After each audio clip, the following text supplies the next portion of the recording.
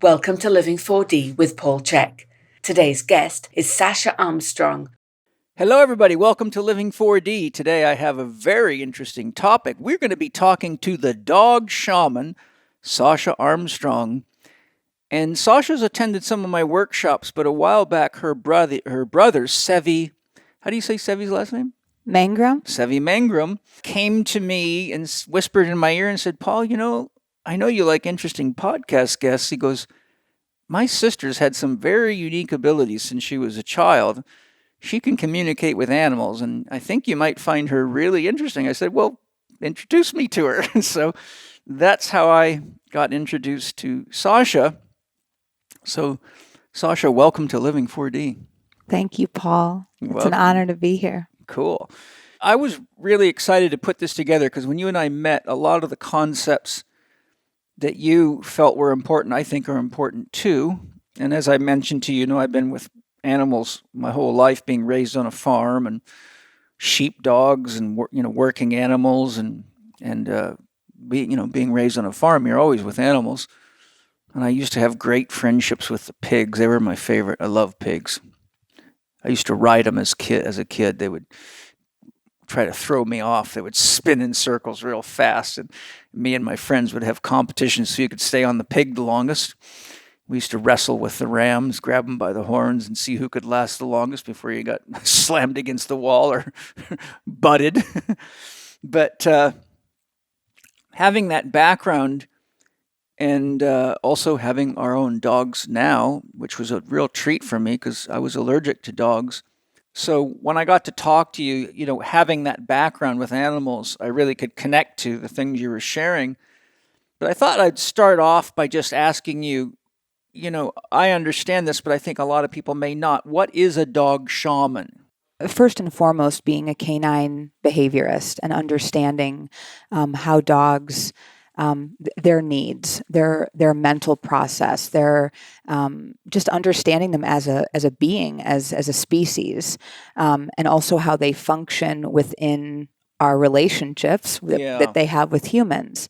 And so going beyond that, for me, it's specializing in the optimization and the healing of the human to canine bond and connection, which over the time that we've spent with them, which is it's an ancient partnership. It's really old, right? And most everybody says, "Oh, I've grown up with dogs, or I've raised dogs, or I've bred dogs, or I've trained dogs," or that everybody has. Dogs have never been void of the human experience. The way that we are relating to our dogs, the way that we set them up, the way that we feed them, the way that we nurture them, the way that we nourish them or lack thereof, the way that we're communicating with them is really at, I would say, an all-time low.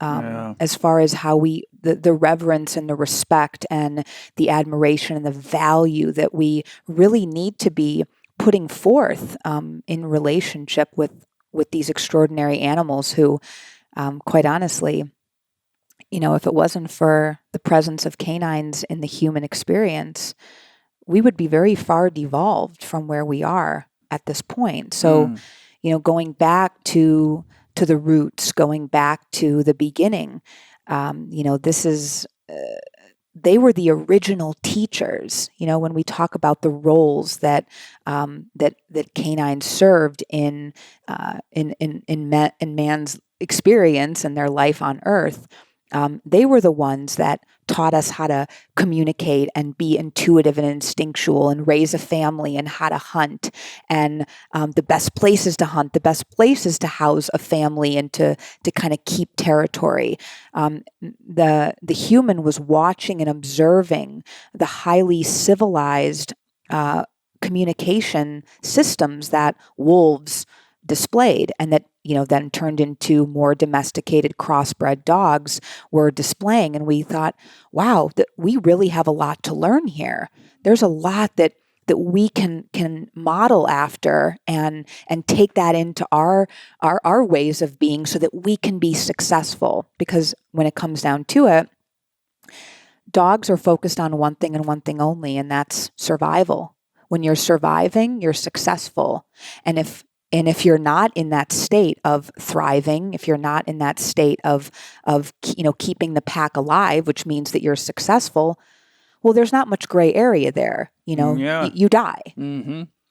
And I think that for humans, that was something in that time, in evolution, and that at that stage of where that relationship was at, it was humans recognized that it was very black and white. It was live or die, thrive and survive, or there's breakdown and chaos, and then the family unit or the life or the pack disassembles and dies off. I think, just in my own mind, looking back on my own thoughts of dogs, I know for sure they would have helped us many times when we were lost and didn't know how to get back to where we were trying to get to. I know they've protected us millions and millions of times. And I know today, well, they also helped us find food because they're hunting animals. But I know today there would be a lot higher suicide rates if people didn't have dogs in their life. Correct. Can you share how it is that you grew into being a dog shaman and having this deep connection and understanding of dogs and animals? I know that I was born to do the work that I do. It was something that was just innate in me from a very small child.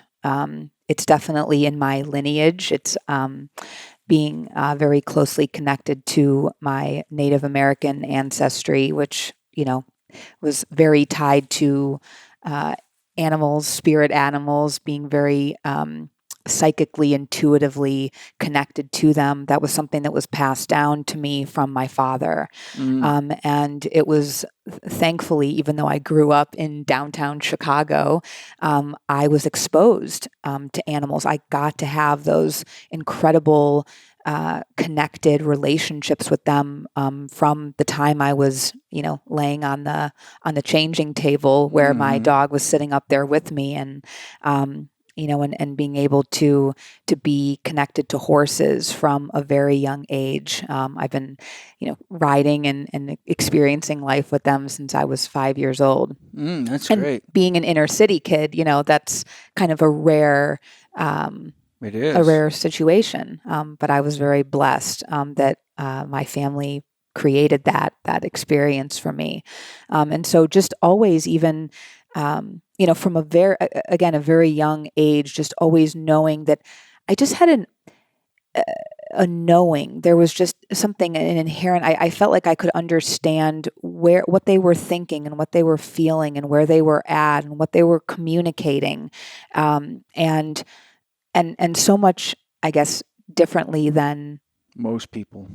Yeah, or even just how I would understand a human. So it was very much on that level.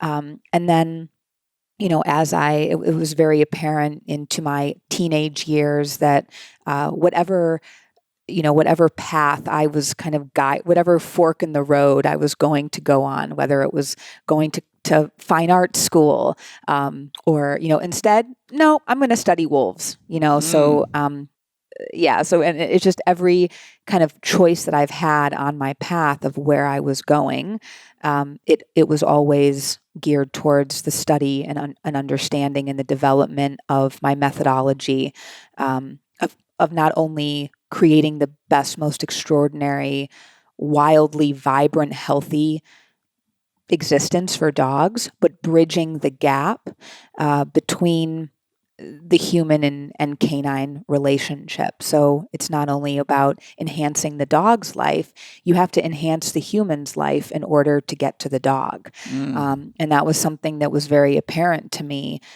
in my teenage years, where, everybody is seeing my, the way that I was with their dogs, and people were just coming out of the woodwork, oh, my dog is very troubled. My dog has this, send him to Sasha, get him. But it didn't matter so much what I could do with the dog. it wasn't so much about what I was going to change and transform in the dog's life or within their behavior. Because as soon as the dog would go back to the human, Mm-hmm. lo and behold, the same challenging behaviors would reappear, Mm-hmm. right? Because the communication was not in its ideal format. Right. It wasn't, there was a breakdown, there was a barrier.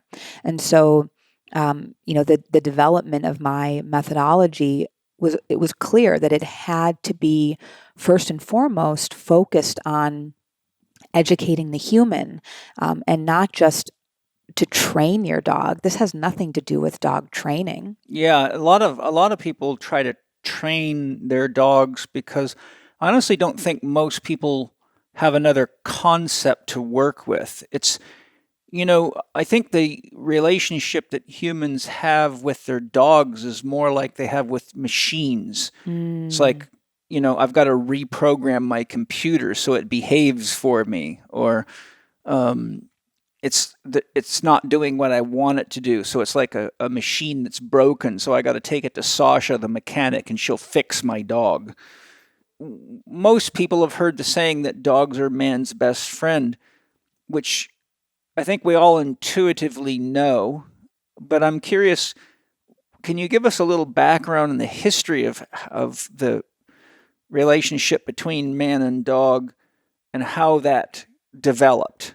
Sure. So, again, going back to the basics, right? Going back to the beginning, it was a very mutually beneficial connection. And that was clear for both species, right? What were we doing for them? I'd be interested to know.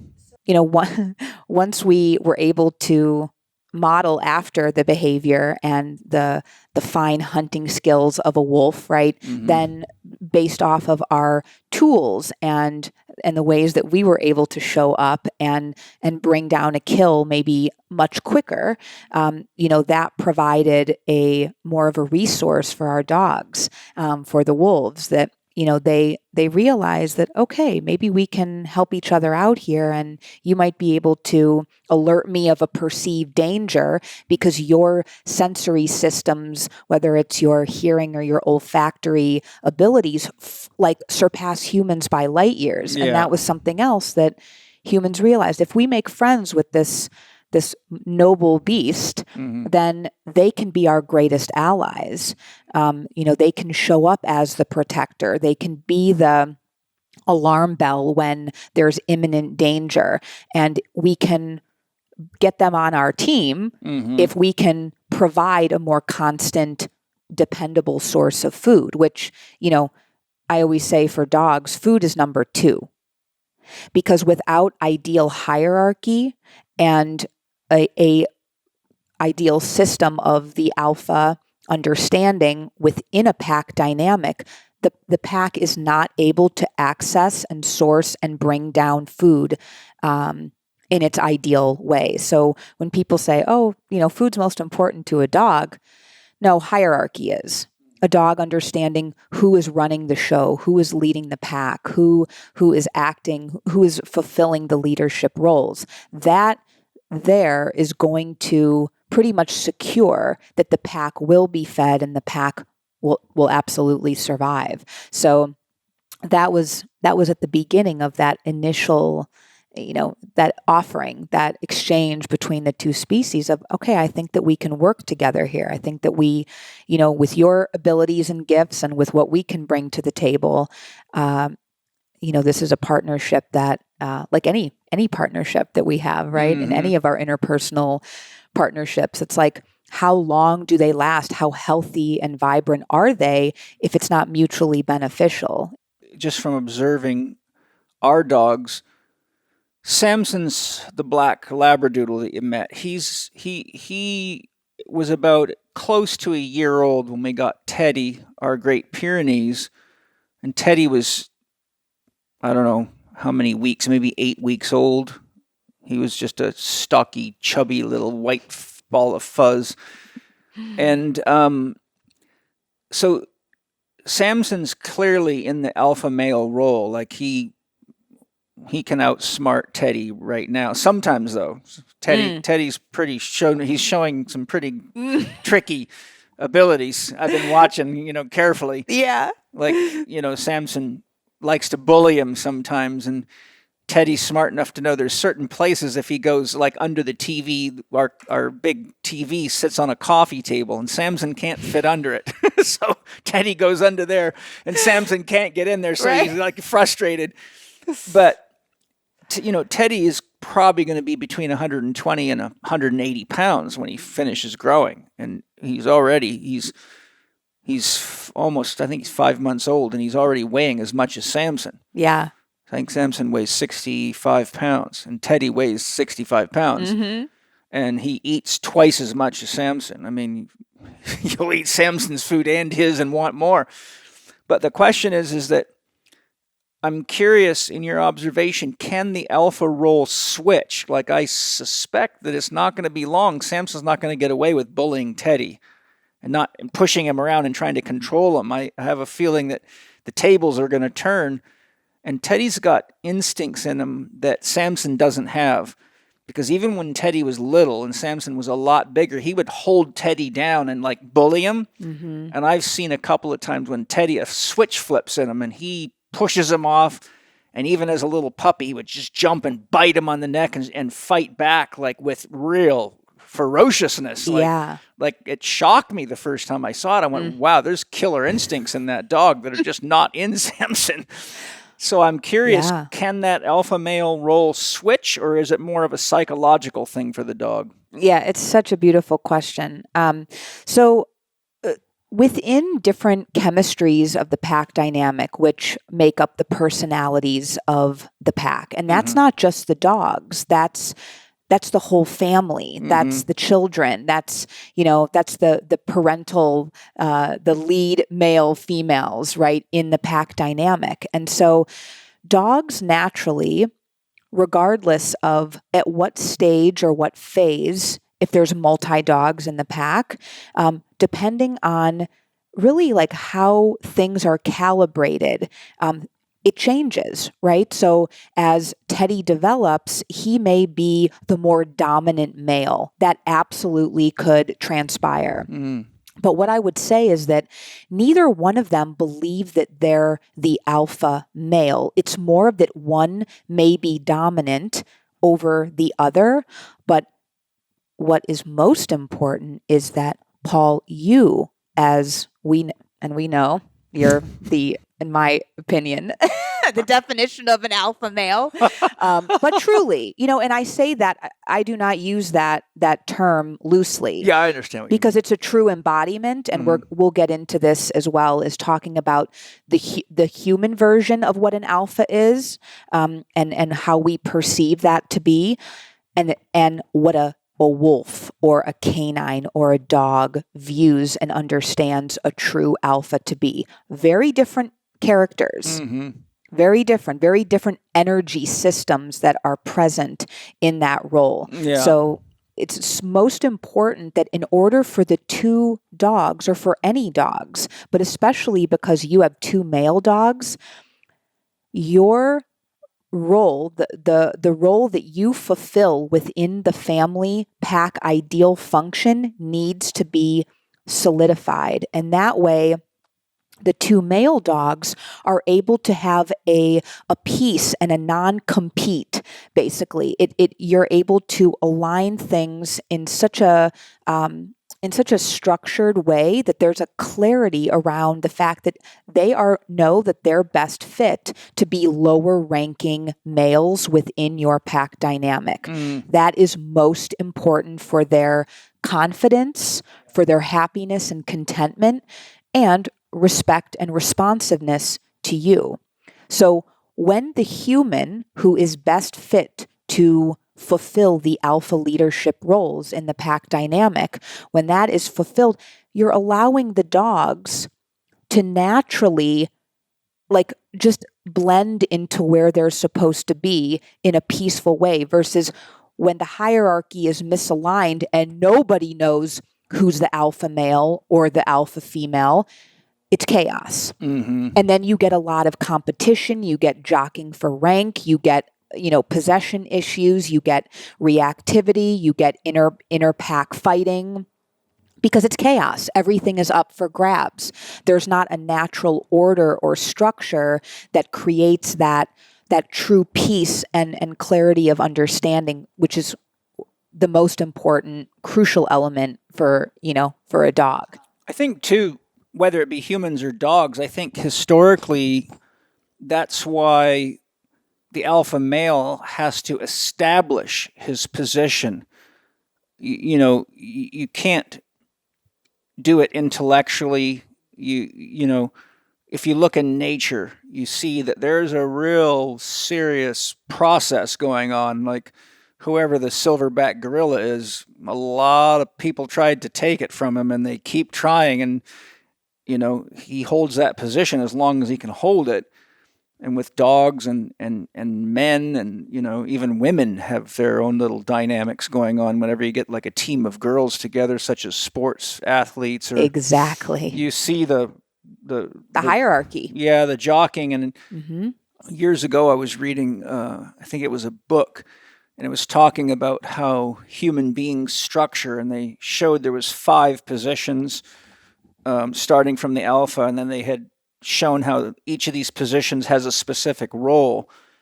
And they had done studies, and they even had studies on Navy SEALs, and they could take 5 alpha males and put them together, and they showed that in a very short time, even though they were 5 alpha males, that within the group of the 5, because they were the leaders of their own packs, but when you put them together, they would figure out very quickly who was the actual alpha now and who was number 2, 3, 4, and 5, and that the dynamic would sort itself out. So I think there's something maybe built into our psychic structure that maybe is at play there. Absolutely.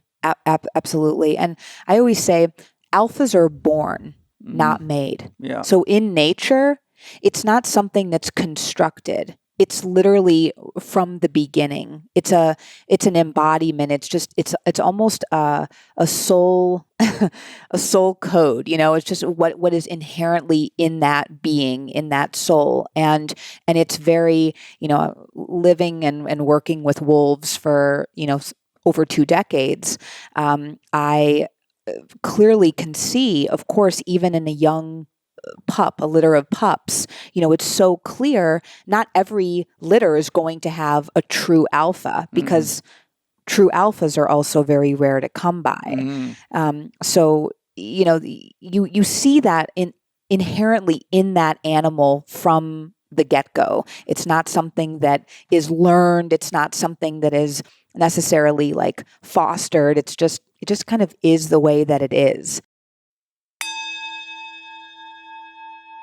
There's a saying I teach all of my students: the pain is seldom where the actual problem is. For example, I've seen many cases of rotator cuff problems that wouldn't heal even after surgery, but what most doctors and therapists overlook is that the right shoulder is under influence from the liver and the left shoulder the stomach. Once we apply the principles of detoxification, support digestion, and clear parasites, presto, shoulders start healing and working beautifully again. If you learn to see people holistically, like I teach my students in Holistic Lifestyle Coaching Level 1, you begin to see the true source of our illnesses and injuries. HLC 1 teaches you many essential approaches to health and well-being, such as how to assess what key body systems are under too much stress and how to restore balance, the importance of identifying a realistic dream goal or objective that inspires each individual to stick to their healing program and make the short and long-term changes that are necessary, my universally applicable 1, 2, 3, 4 formula for assessing and correcting challenges, how to breathe optimally to enhance energy levels and mental clarity, how to use gentle movements to work in and enhance life force energy and support optimal immune function, how the function and health of the soil that food is grown in influences all systems of the body, including our mental emotional stability, and much more. HLC 1 is just a small part of what we teach our Chek Academy students, our education system for elite trainers and health professionals. Gavin Jennings and I designed the Academy to take you from wherever you are right now, even if you have no fitness or health education, to being one of the best holistic health and performance professionals on this planet. And as a Chek Academy student, you'll be able to help a lot of people reach their health goals in ways you never imagined. There is, in my opinion, nothing more rewarding and meaningful in life than helping other people look, feel, and live better. We are now accepting applications into the Chek Academy, so whether you're wanting to change your career or add a truly effective new dimension to your current skill set, now is the time to apply. Go to chekinstitute.com/L4D Academy. That's chekinstitute.com/L4D Academy. Let's make the world a better place together. It's not just pure brute strength or the ability to beat the other dogs up or even the other humans up. I think the alpha is a rare combination of physical ability, but also intelligence. Because if you're alpha physically, but you're not intelligent, you'll get a lot of people killed. Correct. And that's why the alpha shows up in all of the many aspects of their responsibility to their pack survival. You know, the leading female, the leading male in that partnership, you know, two alphas, when they join up, they become monogamous for life unless one dies. So, you know, when the alpha emerges into their role, they are leading, they're at the top of their game in all aspects of life. They're the best fit to protect the pack from danger. They are the most intelligent. They're the most sensitive. They're the most reasonable. They're the sharpest. They're the keenest. In all areas, they're showing up, right, as the ones best fit to lead the pack. Now, I love that you bring up the structure, because when you look at a corporation, when you look at a family, when you look at a pack of wolves, when you look at a pack of humans and dogs and reptiles and felines, you know, when you look, because we can have all different, a variety of different species within a pack structure. Every member of that pack serves a vital, crucial role in the success. So everybody has a very important placement for the betterment of that pack. And whether it's the alphas or the next in rank, which are the betas, the beta male, the beta female, I call them the aunt and the uncle of the wolf pack, of the dog pack. So they're like basically like right there ready to step up into placement if, let's say, an alpha female was to get killed on a hunt. Well, that female beta, she's right there to step right back up in line, because if the alpha female is missing, the pack has a very good chance of dying off. That's the importance of the alpha partnership, the alpha male and female roles. So then you have the body of the pack below the betas, right? The subordinates, they make up the meat of the pack. They, you know, power in numbers. And then you have the omega, the lowest ranking member, which really serves typically as the jokester, the trickster. I didn't know that. That's funny. Yeah, the omega. It's like the fool. Yes, well. It's like the fool in the tarot. I always think of the omega is that serves of, you know, people would say, oh yeah, that's the silly one, or they're always off, you know, doing whatever. But that it serves there's a huge depth of importance in that role. It's interesting because, you know, I think you'd agree that many of these same dynamics are present in any group of people, right? Yes. Because I look at our family, and, you know, Penny in her own way has a lot of alpha qualities, and so does Angie, because they're both very powerful women. But there's certain times when Penny is more alpha, like Penny's a genius with maps and getting places, and she's a computer super wizard. Angie's a genius of organization and healing, and you know, they have a lot of similar qualities, very interestingly, but also they're Angie's more intuitive and right brain, and Penny's more left brain, mathematical, logical. So they complement each other like that. And then, you know, like if we're traveling together, Penny takes the alpha role because she knows how to get us everywhere, and she's a pilot, so she can, you know, she has a brain like that. Um, but I think the thing I have observed is that the positions fill themselves, but there's the survival structure. Like if there was a threat to our lives, I would definitely be the alpha because I'm oriented towards dealing with those kinds of things. And so it's just interesting to watch the dynamics. But the reason I'm hinging on this question a bit is because when I look into the world, I see that humanity has reached such a low level of physical, emotional, and mental vitality that I see that there's a real problem in a lot of families where there's nobody fulfilling the alpha role. And one of the things that I found in my research in psychology is when they looked at children with eating disorders, addictions, and things like cutting issues, self-harming, the number one correlating factor was parents who did not have a sense of direction in their life. So whenever mom and dad don't really have a clear sense of who they are, what they're doing, what their goals are, then it really has a seriously negative effect on the children. So I'm just curious, do you feel that if a species reaches a certain level of degradation, that inherent capacity to fill those roles begins to degenerate? Unfortunately, I would absolutely say that, and that's the great importance of, without humanizing the dog, right? There's a lot of overlap here. So essentially, what you've just explained, which is so incredibly accurate, is that is exactly what's happening in our relationship with our dogs, is that we are not showing up and embodying these ideal archetypal alpha male, alpha female roles, which is what gives the dog, what gives the child the most confident, secure, healthy, vibrant life from the beginning, from a child, and allowing that to morph and evolve into adulthood.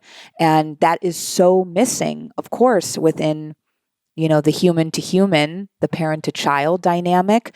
But really, this is about parenting our dogs in that ideal way. It's just that we're speaking a different language. We're not speaking to our dogs in a language that they are fluent in.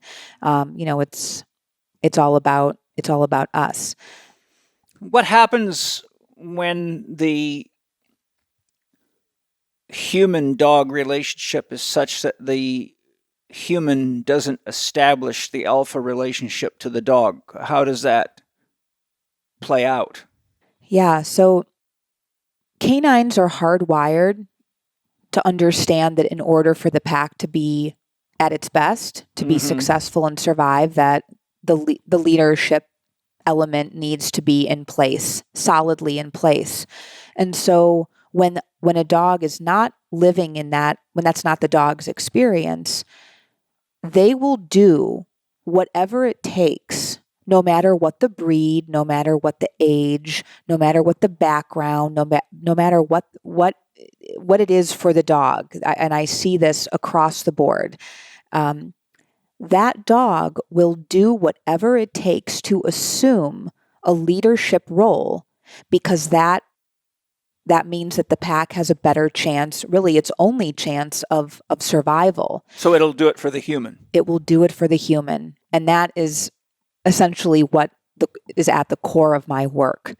What does that look like? It looks like a lot of stressed out and anxious and nervous and really just insecure animals. A lot of people don't realize or aren't aware of the intelligence of the dog. So they probably don't perceive that the dog knows when they're lost and they're scared in their own life. And if the human is supposed to be in the alpha role, then this goes right back to the wolf pack with no leader and the pack dying. So there must be one hell of a lot of dogs out there that are just going, what the hell is going on here? It's rampant, Paul. I mean, they must, that's kind of like the case of the whole world right now. It's the whole world. And, I work with a lot of wonderful people that have raised dogs their whole life. They've trained dogs their whole life. I work with police officers that have trained canine units for 15 to 30 years. I work with people that have been living with dogs for many, many years. And even those clients are still completely in the dark about how to understand their dog, how to speak a language that's natural and instinctual to the dog, while also embodying and stepping up to fulfill the most important aspect of our relationship with our dog is that leadership role. That's the gift. So of course, because we, don't understand, this is not common knowledge. This is not, in this world of the dog industry or dog training, quote unquote, this information is not present, which, is what makes my life, work. I mean, the more people that we can get, speaking this language and understanding and being able to meet their dogs at this level, this is really what is going to it's going to transform so many aspects of our lives, not just our relationships with ourselves, but also our relationships with our dogs. Because, as you said, most of them are suffering.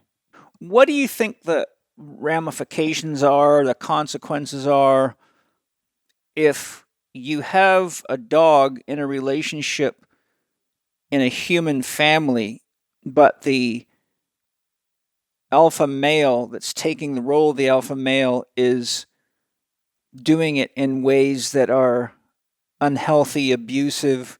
Like, what if you've got an alcoholic father in the house who's violent to the children? The dog can have a loving, nurturing connection to everybody in that house and be very aware that the alpha male is actually damaging the pack. What do you think happens when you have this contorted kind of illness in the alpha male?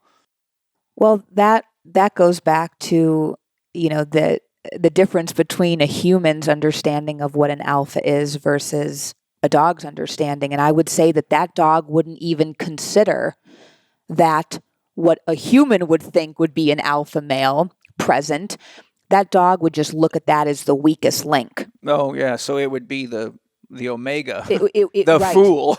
But not even that, because the fool is a nurturing component and contributor to the betterment of the pack. That is a perfect example of that. There was a pack in Yellowstone.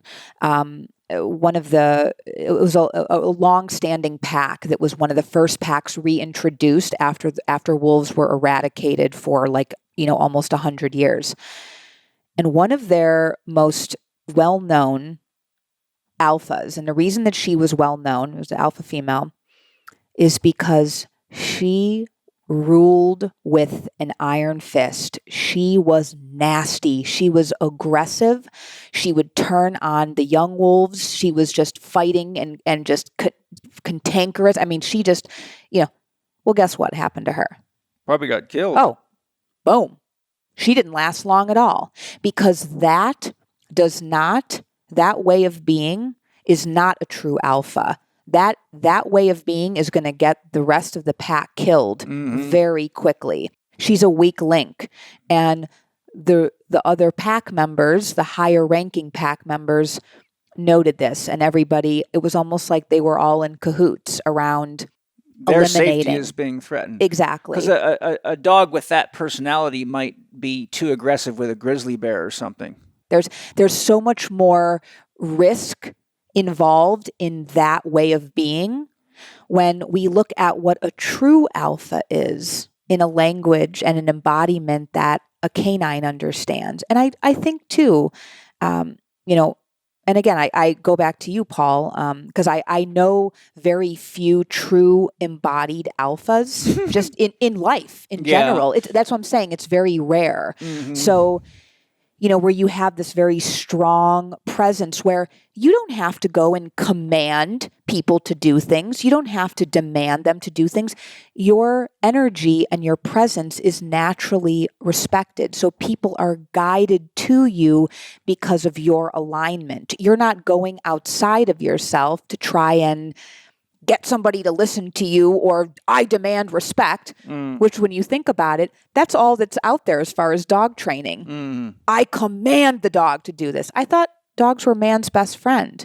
How would we command our best friend in human experience to do anything?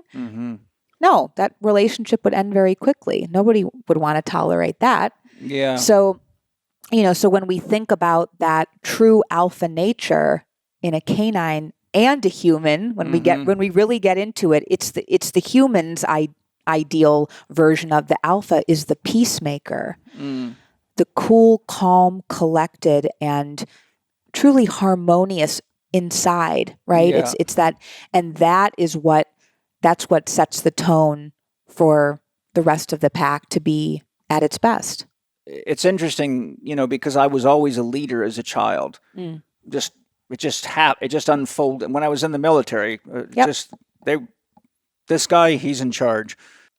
I think what I learned the hard way through martial arts and boxing and motocross racing and just being around strong, aggressive males is that, fighting is really dangerous. You don't want to fight unless it's absolutely necessary. I mean, a lot of my friends, for example, were kind of what I would call pseudo alphas that had to try to make sure everybody knew how tough they were, and inevitably they'd end up getting the hell beat out of them. You know, and I just watch this and go, well, no wonder. I mean, you walk around acting like you rule the whole bar, and you're going to trigger off people that don't like that, and they're going to make sure you're not the alpha. And, right. My point being, though, is that I think that the alpha's role is not just to domineer and lead, but to know when engaging a threat. Or even, like I said, if you have a stupid alpha that goes and irritates a grizzly bear, that'll be the end of a pack of wolves, because a grizzly bear is so powerful, it'll just, even a big wolf is a peanut compared to a grizzly bear. You're talking about 800 pounds of twisted steel and sex appeal or more.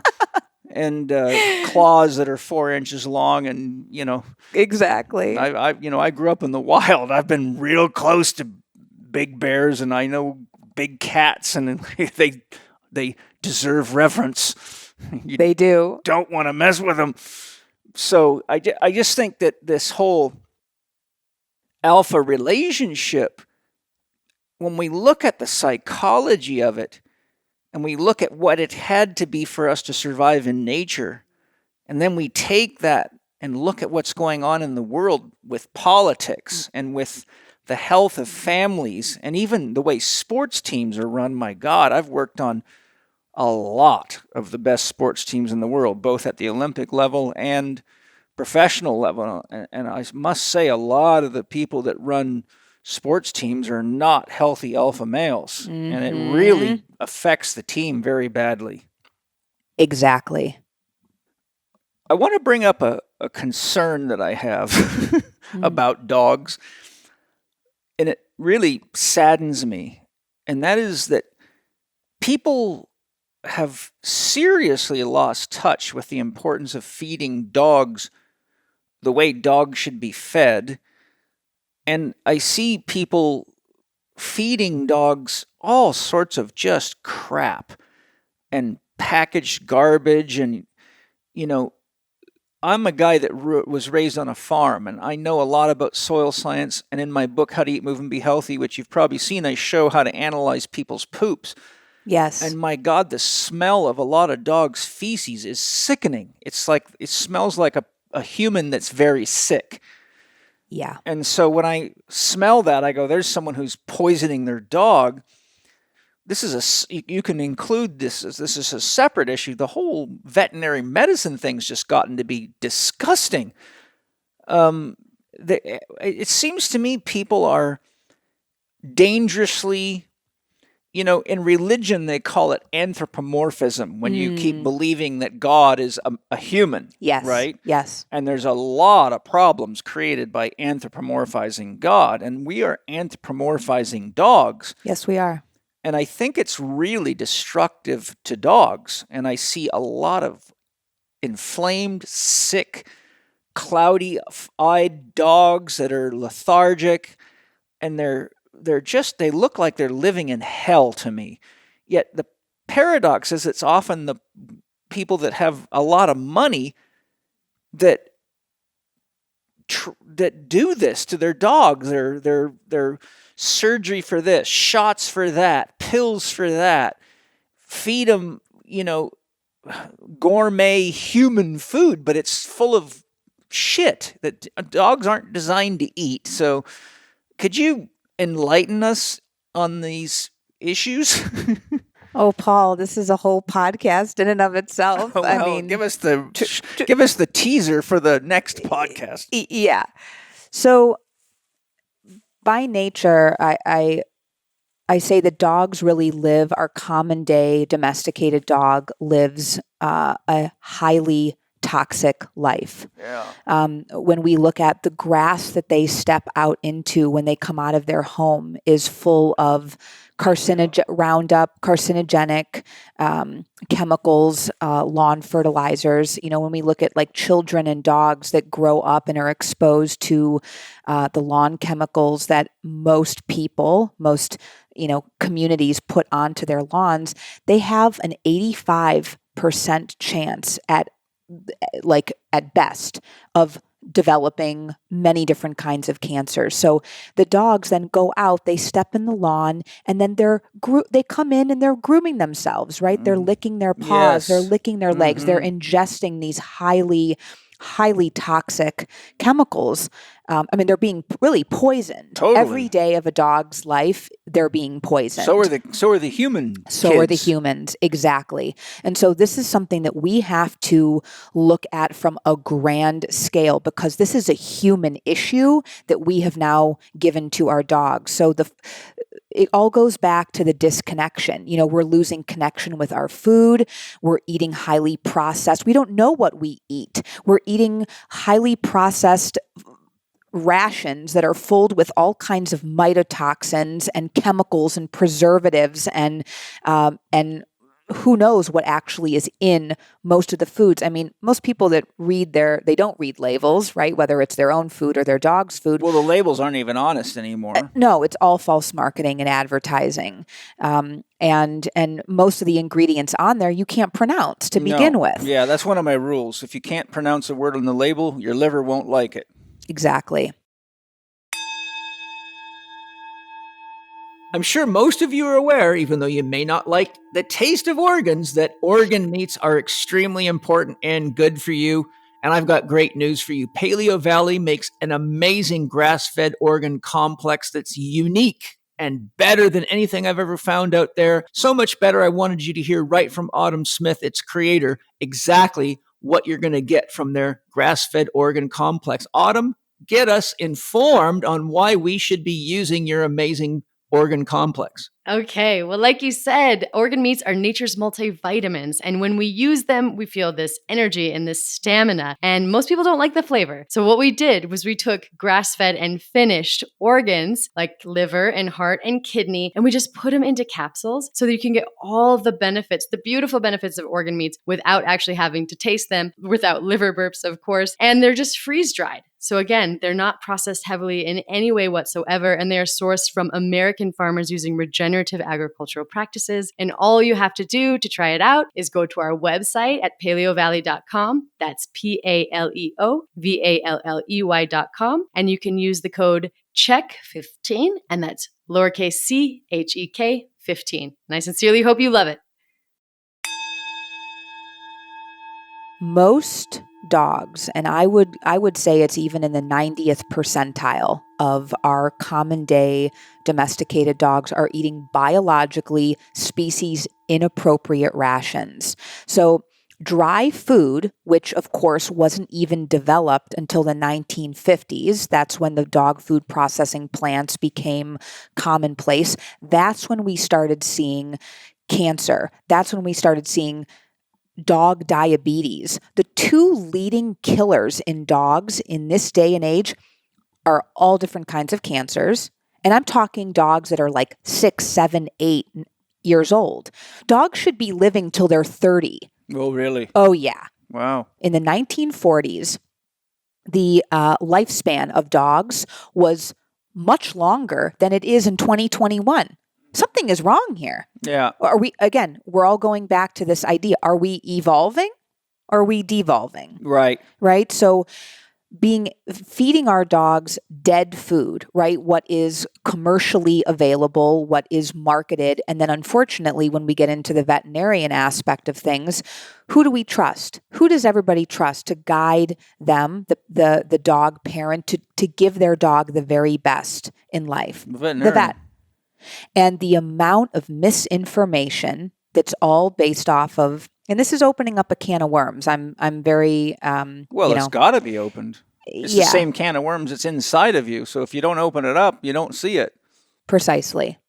So, when we're stepping into our vet's office and we see what's lined on the walls of the offices, and our veterinarians that are supposed to be supporting our dogs' vibrant, wildly healthy lifestyles, they're pointing to feeding our dogs these chemically laden, toxic, full of toxins, dry, dead food that is only creating a high inflammatory response. So the dog's system is in a constant state of fight or flight. Yeah. And then we wonder why our dogs are walking around, like you said, eyes glazed over, lumpy and bumpy and coarse coats, and they're acting outside of themselves. Their systems are so unhappy and so undernourished.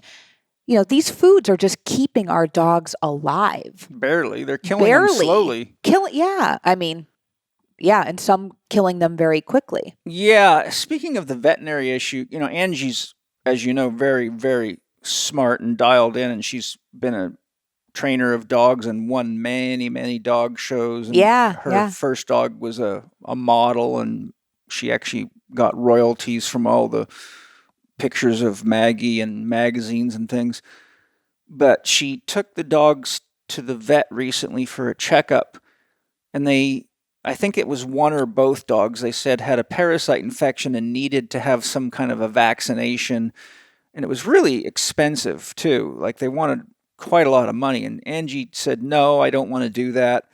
So she took them, she did some research and found a holistic vet. Mm-hmm. And so she took them and she said, look, the other vet I went to said the dogs had this and they needed this vaccination, and I don't trust it. I need you to run your own tests. I need a second opinion. And so all the tests came back completely negative. And the vet said, no, you should not do that. And I wouldn't recommend that either.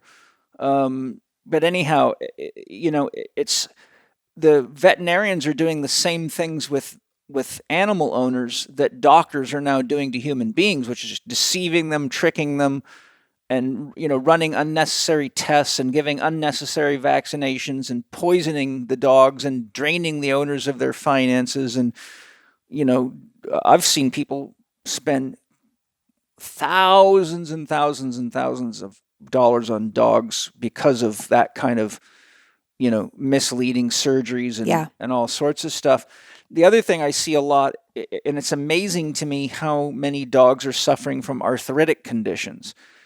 But, high inflammatory diets. Yeah, and one of the first things you learn when you start studying gluten intolerance and food intolerance is that whenever you have undigested food particles, which are called food antigens, the immune system goes after it because it's not human, or it's whatever it gets through your gut. For a dog, if anything that's not dog makes it through the small intestine to the liver, then the immune system has to attack it. Yeah. Because you can't have proteins from another animal in your body, or you can't be that person. Like if you had enough sheep, for example, if I locked you in a cage and fed you nothing but lamb for a year, the reason you don't turn into a lamb is because the hydrochloric acid in your stomach breaks the proteins down into amino acids, so there's no way to recognize the beef or the chicken or the turkey. And if it doesn't do that, then you'd start replacing your body with genes of a lamb. Right. And metaphorically, you'd turn into a lamb. And Steiner gave that example, in the late 1800s and early 1900s. He says the reason you could lock someone in a cage and feed them a certain food like lamb for a year and they wouldn't turn into a lamb is because the immune system has to obliterate the idea of any other animal. Point being is, once you get inflammation of the gut and undigested proteins get into the bloodstream, then what happens is, and I've looked at the research extensively on this, food antigens can be 5 or 6 times the size of a blood platelet. And our capillaries get so small around joints that only one blood platelet at a time can fit through. So when you have undigested proteins in the body of any animal or human being, they clog up the microcirculation around joints, and then the natural killer cells come in and obliterate that stuff, but they use very potent chemicals that creates a very powerful inflammatory response. And so what you'll see in human beings is that whichever their dominant joints are, usually get arthritic symptoms the first, because that's the ones that are getting used the most. So, for example, a carpenter who's swinging a hammer, let's say they're right-handed, their shoulder's working all day long. So there's a lot of blood trying to feed the muscle, the tissues of the shoulder to regenerate it and keep it healthy and lubricate it and get toxins out. But once you get all these food antigens in there, it blocks the circulation, so the metabolic wastes build up, and then you have all this immune activity around the joint, which creates chronic inflammation, which then degrades the ligaments, degrades the cartilage and the tissues, and so you end up with surgery because muscles tear and you get rotator cuff tears. And so when I look at what I know about how the immune system works and how the digestive system works, and I say, dogs aren't that different physiologically. Yes, they're a different animal, but most animals have very similar systems to human beings. They might have, a bigger or a smaller organ, but the physiology at its basic level is pretty much the same. A lung is a lung, right? Yes. The lung in a dog and the lung in a giraffe and the lung in a hippopotamus all work the same way. Right. So I'm watching all of this, and I see so many people saying, oh, this dog isn't a good one to buy because it gets hip dysplasia or whatever. I'm like, I don't think dogs could have survived in the wild if they got hip dysplasia. What they're now calling a genetic dysfunction in the dog, I really think is largely a dysfunction of owners not knowing how to care for the animals. So I'm just curious what your thoughts are in that regard. Yeah, precisely. I mean, when we get into genetics and breeding over and over, there's a lot of unfortunate mixed up genetics that get put, into our breeds. And then because of the constant selectively trait bred dogs, we're breeding for a look, or we're breeding for a certain characteristic. And so naturally, because of most of the breeding that's out there is done poorly. Yes. We do set them up genetically to, we predispose them to certain ailments, but it's almost like when you look at like epigenetics, like the environment, and you can change and transform a genetic makeup based on the environment, based on nutrition, based on nourishment, based on the psychological and the behavioral information and response. Like it can all be transformed. That's the environment's even more powerful than the genes. Exactly. The way I teach this to my students, I say, look, your genes are like the keyboard on a piano. It's either an on or an off for the gene. It's the environment that's playing the keyboard. Right. So if you keep bashing a key because you're eating poisonous food, you're going to break something. Right. And then they're going to say, oh, you've got this genetic weakness, so you're going to have to take these pills, and you're going to have to live this way, and we're going to have to staple your stomach. I mean, it's just such stupidity. It's mind-blowing. So yes, it is heavily the environment. Absolutely. And that's why, through my work with clients, it's about looking at things from a holistic perspective. So what that means is that we're addressing every dimension, every layer, every aspect of the dog's existence. And it starts with, it's the behavioral, it's psychological, it's environmental, it's nutritional, it's emotional. These are the 5 real pillars that I work off of. But exactly, it's like you can change and transform the situation, the predicament that you're in, whether it's a physical ailment or a behavioral ailment. I mean, is it a wonder why dogs are so out of sorts and why they're so stressed out and anxious? It's not just coming from the information and the setup that they receive from their humans, but imagine if you ate pure sugar and toxins every meal of your life. How would you be showing up? I wouldn't. I'd be dead. Yeah. And it's challenging because people just don't have this information because they're relying on unfortunate circumstances, which really are only set out, like what keeps vets in business. Let's be honest. It's very similar to the human medical. A lot of it. The sick dogs. Yes. Yeah. Sick animals. Yes. I mean, the disinformation of people not knowing how to care for their dogs, just like the misinformation given to human beings keeps doctors largely in business. Exactly. I mean, if I said when COVID started, if Donald Trump would have spent $2 trillion on an education program to teach people what's in my book, How to Eat, Move, and Be Healthy, then we would have gotten far better protection against any bacteria or virus or anything in the environment than locking people in houses and giving them money so that they can continue to succumb to criminal behavior from the top. Yeah. It's like unbelievably sick.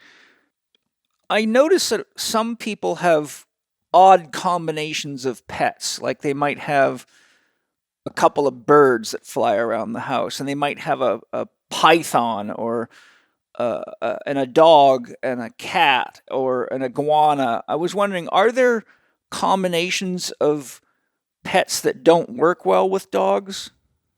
Really what it all comes down to is the pack dynamic being in its ideal hierarchy and structure. And that's what creates harmony. That's what restores harmony when every creature, every element of the pack feels like they are secure. That is what, keeps reactions or aggressiveness or, any kind of dangerous behavior at bay. As far as, a dog and a snake, would I put the two together? No, absolutely not.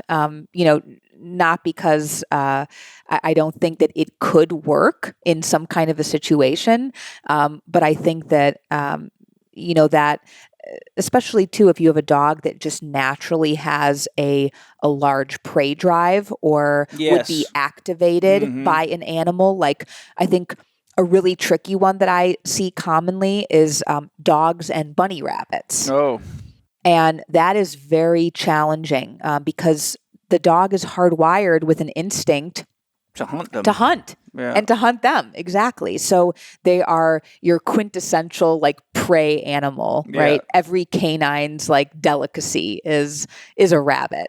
And so have I created situations and has it worked fluidly in certain packs? Yes, it has. Would I go out and recommend that people, go out of their way to create that dynamic of having those two species present in the pack?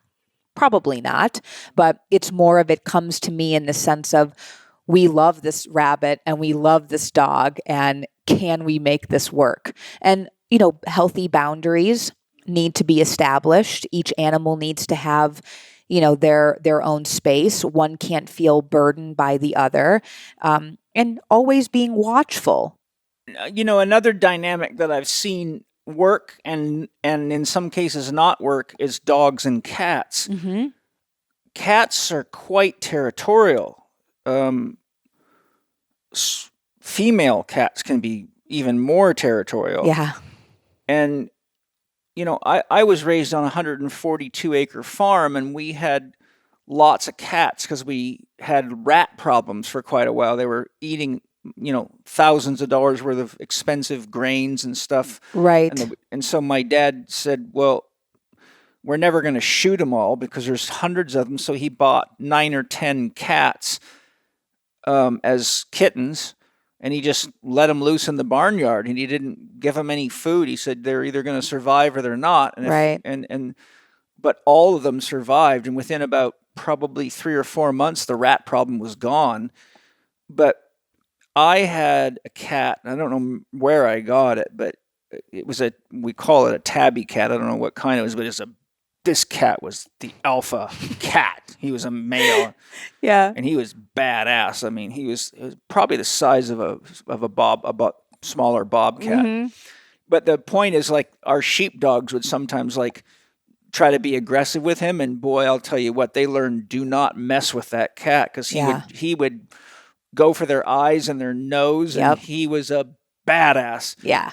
But the point I'm driving at is that there was room for them to have their own space. Exactly. But when you get a cat like that in a house with a dog, it could be pretty rough. So I'm wondering, is there things like that people need to be aware of? Yeah, I mean, it can be very rough. And I've gone into homes where it's been quite a very stressful situation. Yeah, that's what I'm worried about. Yeah. For everybody. Yeah, exactly. I mean, quite dangerous, because God knows that would be just a horrifying thing to have something go wrong. And sometimes it does. Through this work, through my work, I have been able to see conflict and stress and, combative behavior occur because, of course, the languaging is not right. The setup is not right. The animals are not set up successfully. And there's a lot of tension within the home because the hierarchy is not in place. And the dog is feeling like, because they don't have the alphas to trust and respect, Mm-hmm. they are in control of everything that happens in the home. And so if they deem the cat to be a threat or an unwanted member of the pack, of course that generates a conflict. It's an aggravated relationship. And so I've seen it happen many, many, many times where literally just without changing anything within the canine to feline dynamic, the human just changes their behavior, steps up, embodies that leadership role. It restores harmony within the pack. It's like what I was saying earlier about the alpha male dynamic with the lower ranking males in the dynamic, where you're the security, or it's the same with like an alpha female. They have to be so strongly solidified within their rank, because then that communicates to the lower ranking females that that's where they need to be, and that there's no competition, right? There's no jockeying for rank. It's just that is what is so, and that's what brings stability, to the environment of the pack. So literally that has changed everything. It restores peace, and then everybody can coexist positively. But again, I wouldn't say that, that there's not really another way to go about it. There's not a way to train the dog to respect the cat, because when it comes down to it, cats are also pack animals. So as canines are in packs, humans in tribes, felines in prides, horses and herds, cows and herds. I mean, we're all pack animals. We're all tribe animals. We survive and are successful based on the power of the pack, the power in numbers. So when it all comes back to that ideal pack structure. And when that is in place and our dogs can feel rooted in that and trust and respect in their humans to fulfill those roles, I should say, that's what allows for greatness to occur. Yeah.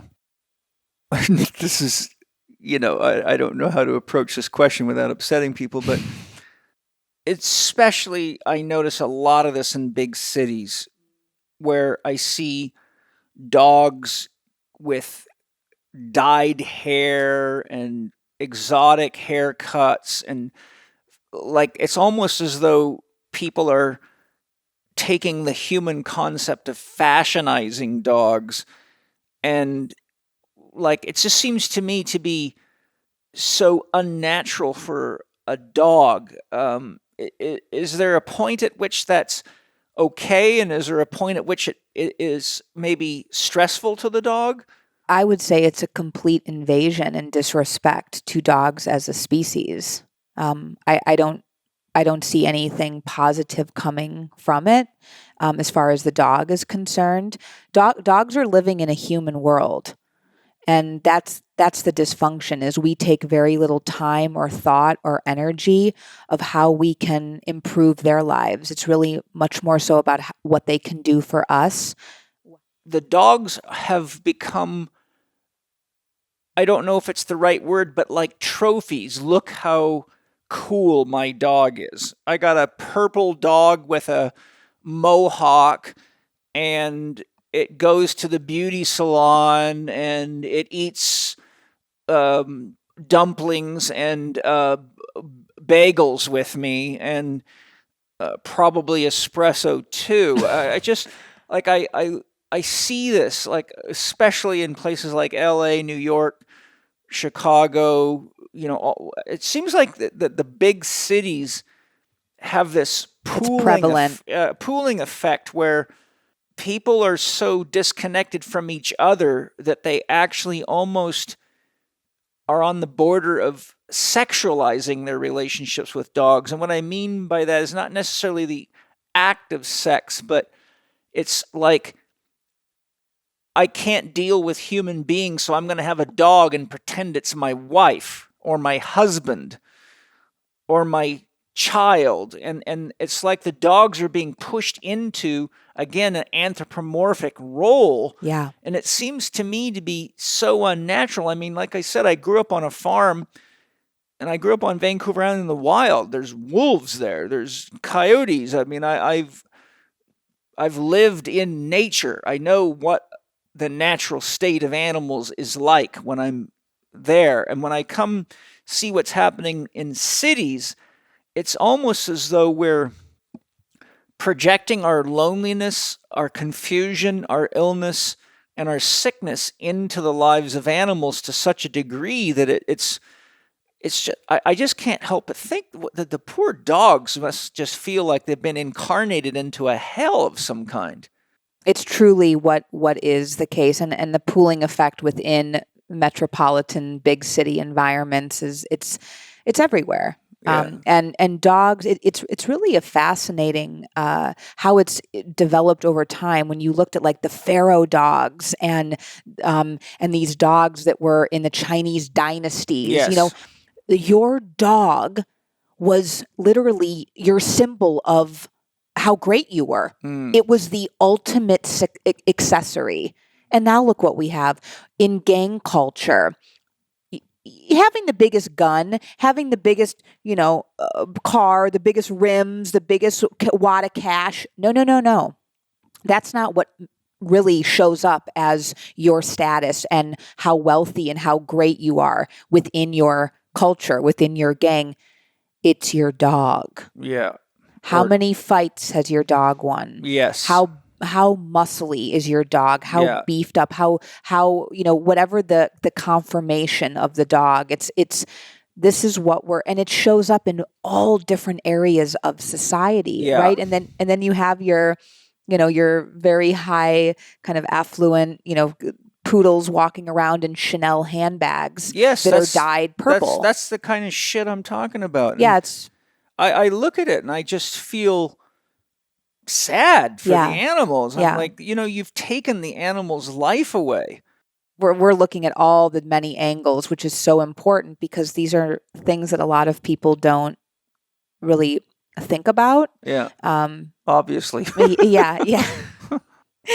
Exactly.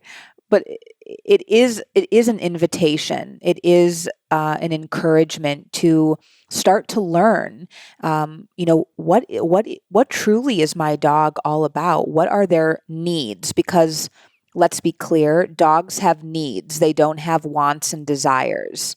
They need very specific things from us as the humans, the ones that are truly cut out and fit in this time and space, to be responsible for them and guide them healthfully and successfully. And so we need to start showing up in that and embodying that in all of the ways, and that's really the steps that need to be taken in order to shift this. This is like a paradigm shift, right? We have to be able to shift our way of being and step into their world, and obviously not just make it all about us. P3OM by Bioptimizers is hands down one of the most important supplements to have on you everywhere you go. If you're traveling, if you go to work, if you're going to friend's house to eat, this product will knock out food poisoning and almost any kind of gut disorder, from viruses, bacteria, fungi, whatever could irritate your gut so quickly. It's mind-blowing. I have been using this product since Wade Lightheart first turned me on to it, and he's the formulator of it.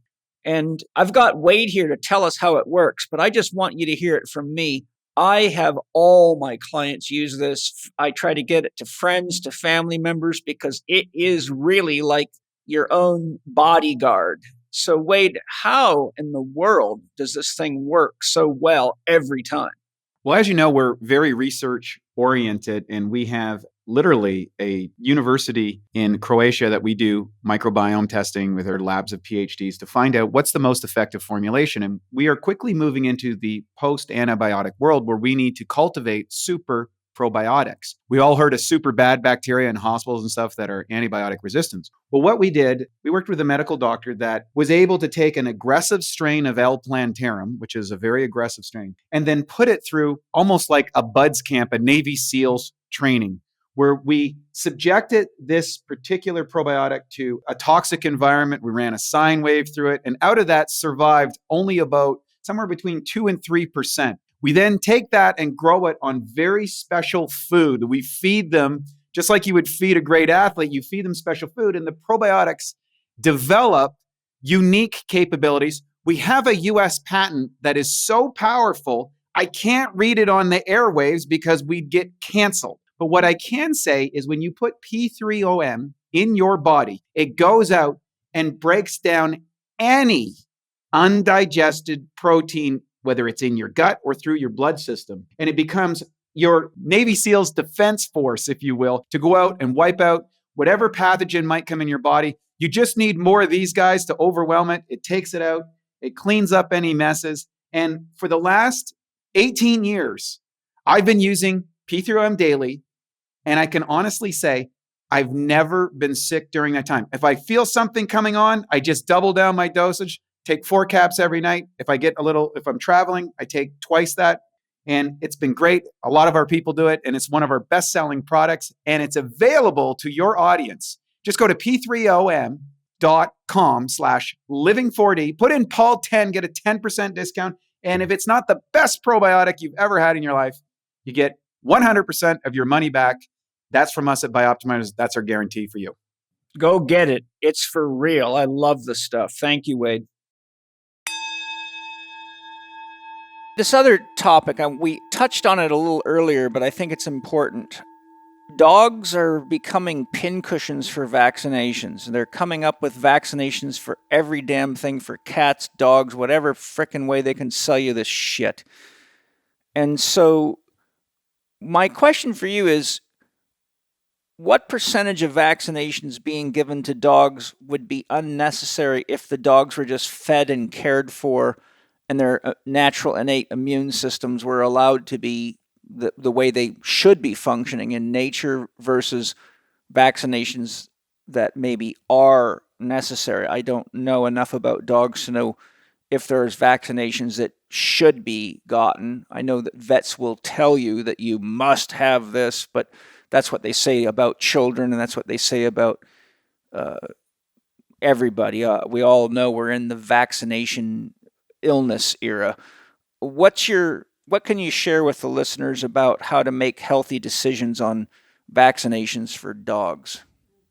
As a rule, our common day domesticated dog is over the moon vaccinated to such a degree that we're just absolutely destroying their immune systems. Yeah. We are weakening them. We are leaving them susceptible to, it's every time a dog gets an unnecessary vaccination, which quite honestly, everything beyond, a year old, once a dog is a year old and gets their initial vaccinations that basically covers them across the board. And even then I have my strong opinions on which vaccinations are necessary, because even in that, 8-week to, or I should say 5-week to 12-month stage of life, there's a lot of vaccinations that vets are promoting that are very unnecessary and detrimental to the dog's health, not to mention the schedule in which the dogs are, these young puppies that are getting jabbed with 4 or 5 inoculations at one time. And then they're like having neurological responses. I've seen it. And yeah, I've seen it. Yeah, it happens all the time. It's just complete incompetence and really malpractice. So, of course, you have to do the rabies vaccination because that's the law, right? Yeah. You have to do the every 3-year rabies vaccination. But I would encourage all of the listeners to, first of all, seek out a wonderful holistic vet that maybe dabbles also in traditional practice as well. But going with a vet that really speaks to your heart, that resonates with They're you. hard to find, though. They're very hard to find. I know everybody tells me I should have gone to vet school and been a vet, but I could never cut open a dog, so that wouldn't work. But once you have a really good, and obviously for people that rescue dogs or they've, have a dog that's already, in their middle to latter stages of life, you do the best with where you're at currently. But once a dog is fully vaccinated in the early stages, beyond that, instead of getting the jab and getting the vaccination, when that little card comes in the mail or you get the email in your inbox that said, your pet is due for vaccinations. Well, they're not. They're absolutely not due. Their body does not need a re-up on those vaccinations. But what you should do is work with your vet, even if you don't have a holistic vet. You have to, unfortunately, with traditional vets, strongly encourage them, even though they'll look at you like you have 10 heads, like, how did you hear about this? But you will want to tighter blood test the dog. So what you're doing is you're drawing blood to test the antibodies and the level of presence of that vaccine in the dog's system. And my dear friend, Dr. Barbara Royal, who is a holistic vet in Chicago, she's world renowned. I asked her, she's been in practice for 35 years, and I said, Barb, in all of your thousands of dogs that you've worked with, when you pulled titer tests, how many dogs have you had to revaccinate? How many dogs, when you got that blood test back, showed up, this dog does not have adequate levels of that vaccine present in the system? I already knew the answer. 0. Oh, my God. And what's beautiful about the titer test is that they last for 3 years. So when you get that titer back that says, oh, all great, covered, you don't have to go back and test those titers for 3 years. Do the math, do the numbers. Every year, every 6 months, your dog needs this, it's the kickbacks and the amount of money that veterinarians are making off of these vaccinations is criminal. Yeah, it's just like the human situation. It's exactly.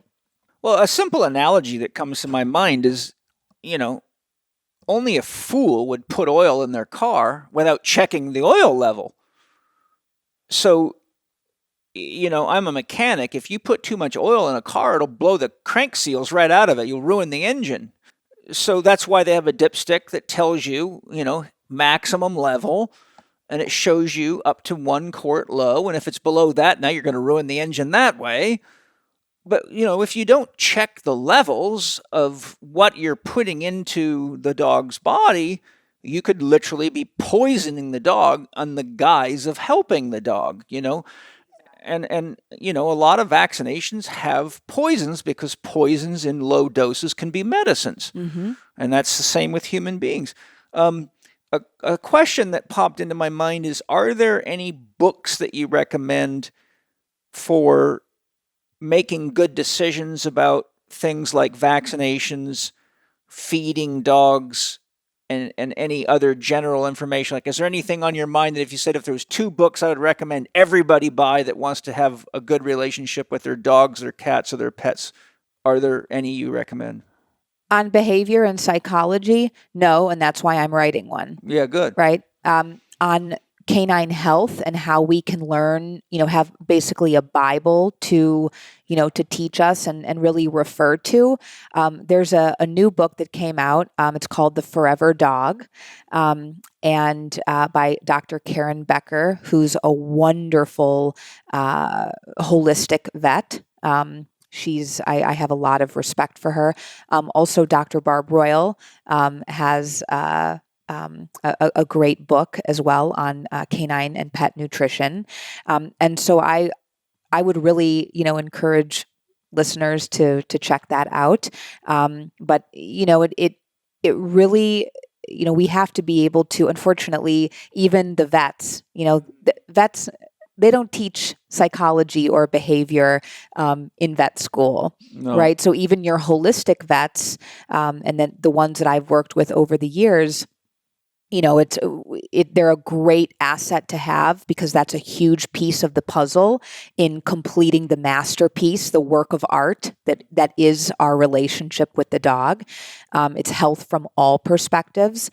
But when we get into conversation, I chuckle because I thought, so much about supporting them in their body, but the mind and the spirit, are neglected in that. So we have to put all the pieces of the puzzle together. Well, you're going right into my next question, and that's this: that I observe that many dog owners' relationships with their dogs is very codependent in many ways, and that dogs and cats, I'm using dogs because that seems to be more your forte, is it? Yeah. That the dogs are dealing with the negative emotions of human beings, and that we're breeding dogs to do things for us at the expense of their own well-being. And, I'm shamanic and intuitive enough to have seen many of my patients who have showed up with their dogs, and I can feel that the dog is actually carrying the owner's stress, or maybe they went through a divorce and the dog's actually really feeling the pain of the separation, or there might be a job loss and financial stress, and the dog really feels that their owner is losing it. Yeah. And so my own observation is that a lot of dogs actually embody the stress of the owner, but the owners often don't realize that the symptoms, the illness, and the change in the dog's behavior is the dog actually compensating for the owner. In other words, they're, in especially in Eastern spirituality, Yogananda talked about how gurus can actually take on karma for their disciples to help them through a disease process. And Yogananda, was known to do that if he felt it was the right thing to do. But then the guru gets sick, and the guru wears out because they're carrying the karmic stress of the human being that they're trying to help. Could you share what your thoughts and feelings are about that, the psychological, spiritual intimacy, and why and what people need to be more aware of so that they're not dumping on their dog without maybe even being conscious that it's actually potentially really stressful to their animal? And how let's say I was going through a real crisis in my life. How would I go through that crisis so that it didn't end up becoming too painful, stressful, or damaging to my dogs? Codependence in the human to canine relationship is very one-sided, right? So humans are very dependent on their dogs for emotional support. I mean, look what we have: emotional support dogs now, service dogs, and I see a lot of really broken service dogs that come to me because they're, as you said, and I love this part of the conversation, because this really is about, like, this explains the shaman dog. Like, that's the natural essence of a dog. That's how they show up for us, is that they're so attuned. They're so sensitive. They are experiencing things in ways that surpass humans by light years. Yeah. And because we're so interconnected, they are absorbing that deep sadness, that deep stress, the deep anxiety. And a lot of times it's because, as the humans, let alone the fact that dogs naturally are attuned to that and will absorb that energy, but we are literally giving that to our dogs. We're involving them. We're bringing them into that experience, not thinking about, how is this affecting my dog? And so when you say the word conscious, being conscious, that's what this is all about, is when I'm in states where I'm feeling low, where I'm feeling like I need to be supported, well, what's the best way to do that? To go internal, to go inside. How can we, right? Or get help from another human being that actually has the framework of understanding, to understand how to give you empathy or support, because they have a framework for, like, I don't think that a dog understands the concept of a broken marriage from a human perspective. But what they do understand is that there's two people that they love that are really acting like they're in pain. And then there's the urge to try to help in some way. Sure. And that's naturally going to occur. What I always suggest is, when you're in states like that, don't directly involve the dog. So when you're sobbing, or when you're angry or frustrated or stressed out, that's a natural life experience. I don't know anybody that has not had those emotions or been through that, those experiences in their life. But when you're in the heat of it, when it's bubbling to the surface, when you're really thick in that experience, that is not the time to be directly engaging with the dog, right? So you can still have engagement, just like when I walked in today and Teddy approached me. Most people would say, "Oh, you're ignoring this beautiful puppy. Why would you do that?" I wasn't ignoring him at all. There was volumes of communication. We were communicating on, and you could see his response to me, well, he right? ended up laying down next to you and kissing your toes. Yeah. And trying to nibble on them. Yeah, exactly. Giving them a little nibble. What I felt from him was a sense of relief and relaxation and easement around my presence, right? And that was because I wasn't directly engaging with him, like is normal and natural and instinctual for a human to do, right? And we talked about that. So that's the same in that situation. That doesn't mean that later today or, on Saturday, when it's the time and the place and it's right, and I can design that experience where my interacting with Teddy is going to enhance his life. But in that situation, it wasn't the right time. What would the consequence be for him if you were like the typical person that just jumps out of their car and the dog doesn't know you, but they start just interacting with it? Well, although most people would be afraid to get bit, but give us the counter current. Like, what would somebody have done that you would not have said was ideal? Again, a dog who is at their home, at their property, they have no idea that a visitor is coming or a stranger is coming. And so the last thing that you would want to have happened, the last way that you would want to interact with your dog in that situation where you present yourself as a perceived danger, as a stranger to the dog. So you want to have a calming, a neutral effect. You want to present yourself as a non-threat, as one that comes basically with peaceful energy, with neutral energy. As opposed to what? As opposed to some wild, out of control person that needs to be managed and looked after, right? Because what would happen is, if I would have engaged with him immediately, I would have put him in the leadership role.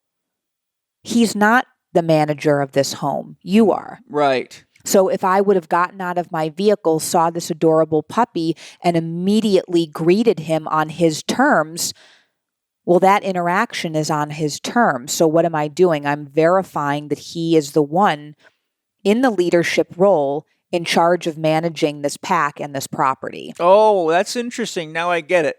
Yeah. So, you see, because what I noticed that you did is you didn't face him directly. You almost turned a little bit sideways and didn't look at him directly. And at first I thought, he's going to wonder why she's doing that. But I noticed that he, like you said, he just seemed to relax a lot, where what normally happens is they just jump repeatedly on people. Right. Which, some people like it, some people don't. But let me just give you a scenario so that people can really digest this. One of the most common things we get here is UPS men coming up. Now, the UPS men don't know who the dogs are unless they've been here lots of times, but a lot of them, they behave like they're scared. And, of course, the dog's running, they want to jump and want to play. What would you say would be the right thing to do in a scenario like that? You're the UPS woman in this case. Teddy runs out or Samson runs out and they want to jump all over you or whatever. How would someone like a UPS delivery person apply the strategy you just talked about? Yeah. So when you leave the dog out to receive that a perceived danger, because everybody that's external and outside of the pack, you have to understand, for a dog, that's a perceived danger. Yeah. Right. And so if the dogs have the space to be out and experience and receive that UPS driver, if you're present, which ideally I would say to be present in that situation, so that you can say, oh, hey, just ignore the dog, or please don't acknowledge the dog, right? People that are afraid of a dog, when they hear, oh, I can ignore the dog that's coming at me. Right. Great. That puts them at ease. And then what I would say is, as you are showing up as the alpha male in that situation, you approach the dog with no words, with no eye contact. You mean if I was showing up when the UPS man had showed up? If you were like in the background, kind of watching this. Right. Okay. Yeah. So you would approach the dog without saying a word, because you don't want to reinforce that behavior. You don't want to give a verbal command, because in that verbal command, that gives the dog the okay that they're actually supposed to be doing what they're doing, which is a whole other... Well, what if they're jumping all over somebody and I don't want them to do that? Isn't it safe to say, Teddy, don't do that? So what I would do instead, and this is a whole other... I don't work off of verbal commands because it's English and dogs don't speak English, right? They speak energy. So what I would say in that situation, instead of using your voice, if you were that far away, even giving a clap or a whistle or something that doesn't involve your personal language connection, your personal language, your voice with them, because the way that dogs understand information is that whenever they're acting on a behavior, they're looking at what's in it for them. What are they getting out of that behavior?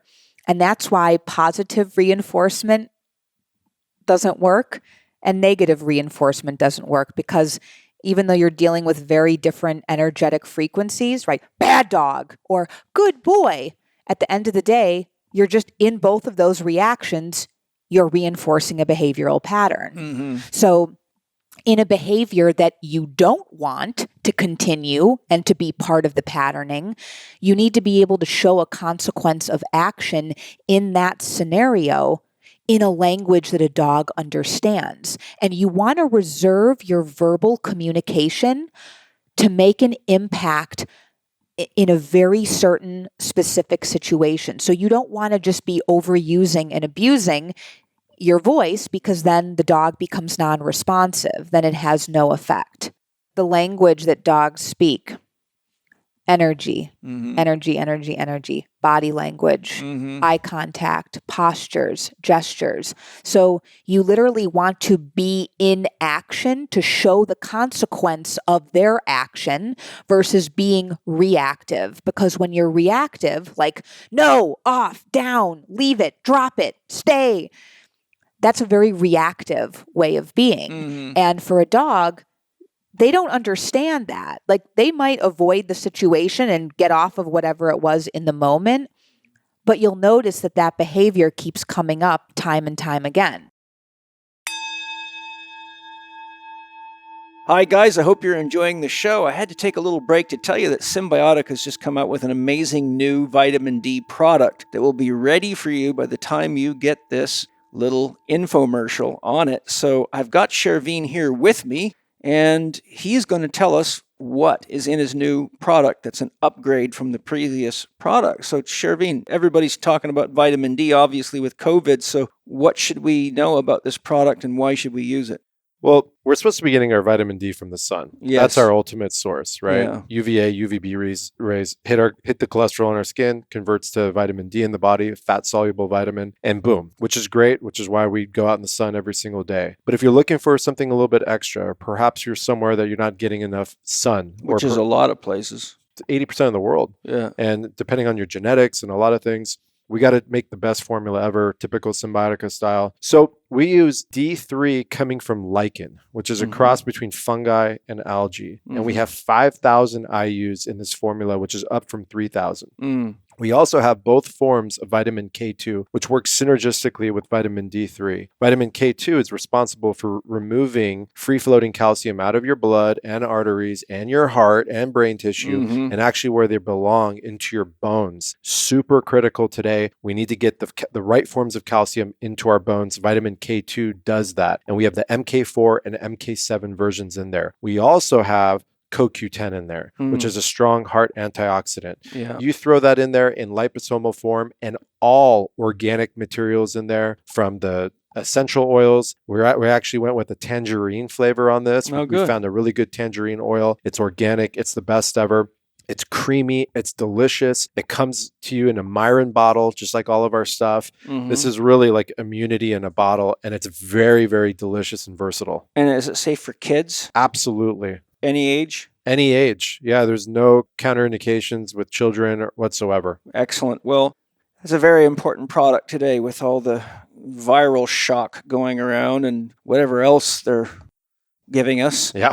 But, obviously a lot of people are getting sick because they're just not eating well and they don't have the right supplements. And so, in the busy world we live in, with a lot of people being indoors, I mean, I know people that are vitamin D deficient that live in Florida because they're indoors too much. So Absolutely. I'm excited to be able to share this with you guys. Get your top-notch Symbiotica vitamin D at cymbiotika.com. For your Living 4D discount, use Chek 15 on checkout and get ready to be absolutely amazed with your vitamin D upgrade. With Samson, it's quite interesting. You see, Samson loves to wind people up. So, like, one day he stole my wallet with my phone, and I was not impressed. He likes to steal shit that he knows he's not supposed to have because he specifically wants you to chase him. Because you give him a reaction Yes. in that situation. Yeah. So it's so typically taught in traditional approaches that, like, the dog grabs our wallet or our glasses and we're reactive. No, drop it. See, my father would have beat the Beat it. living hell out of a dog for Yeah. that. Yeah. My dad would give that dog 2 tries and it would get a bullet between the eyes. That's how my father was. Yeah. You know, for example, we used to have problems with the dogs chasing and killing our chickens. Sure. So my father's solution to that was effective, but I don't think you'd approve of it. You know how he cured that? He'd take that dead chicken. Beat him with it? No, he would wire it to their neck so that everywhere they went, they had to wear that chicken as a collar while it rotted. And the dog got so frickin' sick of the smell and the presence of a chicken, it would never go near a chicken again. Wow. It worked every time, but all I could do is feel the empathy for this rotting carcass hanging off a dog's neck for 2 weeks. That's horrible. He would leave it on them till it rotted off. And you had to grow up with that. Oh, well, you Poor know. Paul. That was just the beginning, right? That was pretty much my father didn't notice there was a difference between animals and humans. So you could just say that's sort of a snapshot of how I got raised. But it did make me tough, I'll tell you that. Yeah. But I'm trying to just... Yeah. Because what you're saying is so counterintuitive. It is. Because what you're really highlighting is a glowing difference between human communication being projected on an animal, and then we get upset because they don't understand us. But, you know, it's interesting that what you said, because what I finally realized with Samson, because he loves to get your attention, like he is a real trickster. I was just going to say that. He is a total trickster. Yeah. And I warn people all the time at classes. I warn construction crews. I say, don't leave anything around that you don't want him to take from you, especially food. So I found, I just look at him. I just look at him and say, I'm not playing with you like that. I'm not playing that game today. If you want to go chew that thing up, go ahead. And then he lets it go. And then he lets it go. He sets it down and walks away, and he just looks disappointed, like, damn it, I couldn't get him involved. Well, and that's it. That's the magic right there. Is, you know, would I encourage you not to have a verbal conversation or address him at all in light of that situation? Of course, but that's the energy. Yeah. Because your energy is not engaging or entertaining or dancing in that behavior. Yeah. Dogs do the best with the information that we give them. And it's most important when we look at how we engage, right? So how we're interacting. And that's a perfect situation. It's beautiful to play with your dog and have that wonderful, fun connection, that loving connection. But what's most important is that we have to be conscious and aware of whose terms it's on. Mm-hmm. Who is the one that initiated that interaction? Yeah. Was it you Mm-hmm. or was it the dog? And when I ask people to draw awareness and start understanding, when they look at their constant interactions with their dogs on a daily basis, who's the initiator? Mm-hmm. People are, when they draw attention to it, they are baffled. They would say 10 out of 10 times the dog is the one initiating the interaction. Mm-hmm. So if we're giving in and we're putting we're giving them that power to be the initiator, imagine we're elevating them into a job description. Remember, it goes back to what we were talking about earlier. Leadership. Somebody's got to do the job. So this is the way that we basically solidify and confirm multiple times a day that, in fact, yes, our dog is in the leadership role. And they're the ones in charge. They're controlling the situations.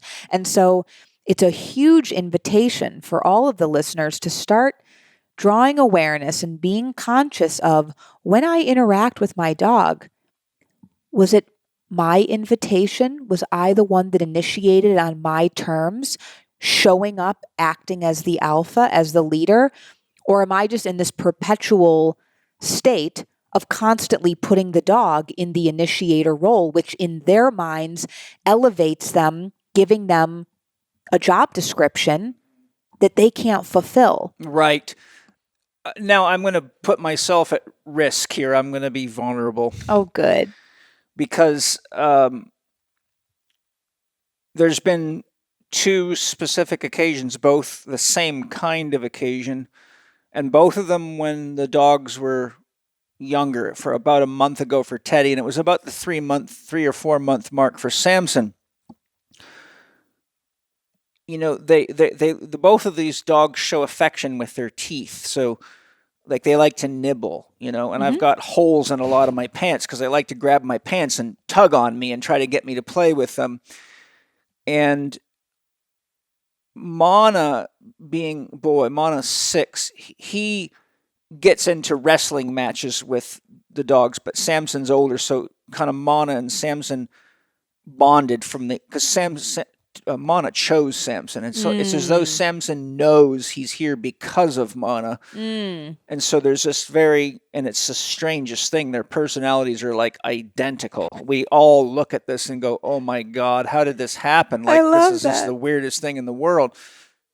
There was a time when Samson got too aggressive and started biting Mana, and one time broke the skin, and Mana was crying and he was hurt, and I kept saying to Samson, "No, don't bite Mana." Like, biting as in hurting him, not playing. There's a difference. You can see, because Samson gets so excited, he loses control of his softness. Right. And I got to the point where I said, okay, I've got to let him know who's boss, because he's pushing the boundaries. And so he tried it again.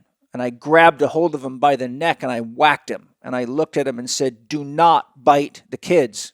Ever. Don't do it, or I'm going to hurt you." And he never bit Mana again, or Zoe. And then Teddy was doing the same thing. And we were walking up on the trail out here one night, and Teddy knocked Zoe over real hard and hurt, like shocked, stunned her, he like just knocked her right off her feet, and he was biting at her. And I had told him several times, "Don't bite Zoe or Mana." And he kept doing it. So I did the same thing. I grabbed him right by the neck, and I looked him right in the eyes, and I whacked him. I said, "You do that again, and I'm going to hurt you. Don't bite the kids." And he stopped doing it. So a lot of people would think that's like abusing your child, but for me, it was instinctual. Of course. It's like I have to protect the kids, and they've got to learn there's boundaries. There's boundaries.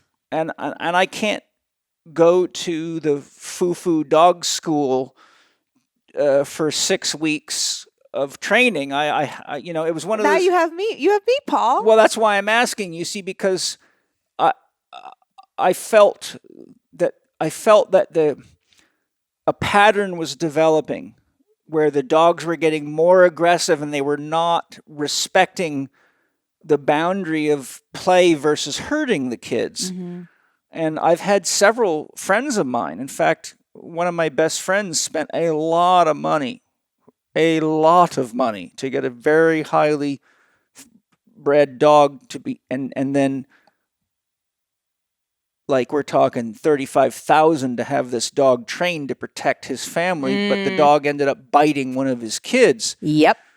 And so he was heartbroken because this dog was very expensive, and so was the training, but here he's now having to get rid of the dog. He had to send it back for more training, and I don't know if he kept it or not. And I've had a number of, over the years, people have this. But so knowing that, I would say the alpha male in me stepped in and said, "Look, you have to learn, buddy. There's a consequence to this.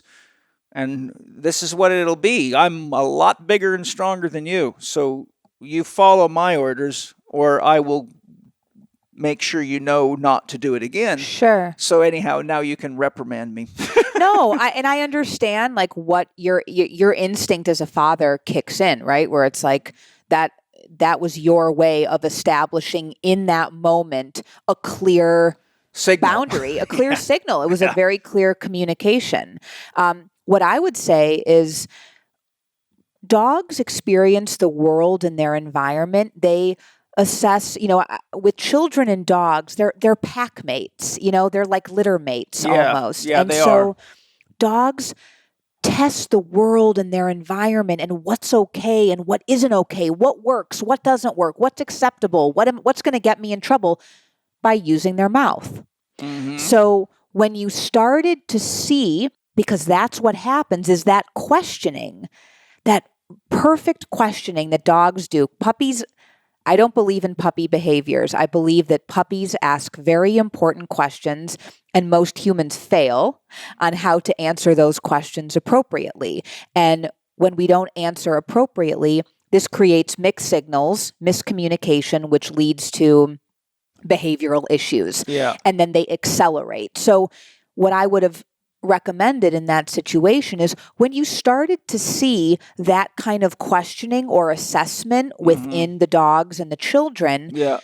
to be able to identify it and really nip it in the bud. I right did. then and there. I did. That's why I finally threw the towel in and said, okay, Right. you need to learn. But so what happened is that the way in which you approached it initially clearly didn't get that message across in an appropriate way, so that there was an understanding that that wasn't acceptable. It took going to this very harsh measure of when they knew that it was extreme for them. I would normally separate them. Yeah. And say to them, don't do that. No. And look them in the eyes and say, no biting. Now, I know I'm speaking human, but I don't know how else to get the point across. Yeah. But I would let them know I don't approve of that. Right. But it always happens when they're getting excited. That's when the energy is stimulated. Exactly. So, and this is precisely it. How do you show a dog in a language that they understand what's acceptable and what isn't? How do you respond so that they have a deep understanding and you're sending a clear message and you're not compromising your true essence of a leader? What is the worst thing that can happen to a dog? Well, it gets abused, I guess. They get isolated. Oh, right. That's true, because Angie must know this, because sometimes when they're getting out of control, she puts them in their crates. Okay. And they don't like that. Yeah. And so how I would even shift that, because isolation is the worst thing that can happen to a pack animal, because it means one thing and one thing only: death. You're done. Yeah. Gone. You have a next to no chance of survival being separated Sometimes from they the cry. pack. They'll cry when they're in there. They're whimpering, like, Right. really? You don't love me anymore?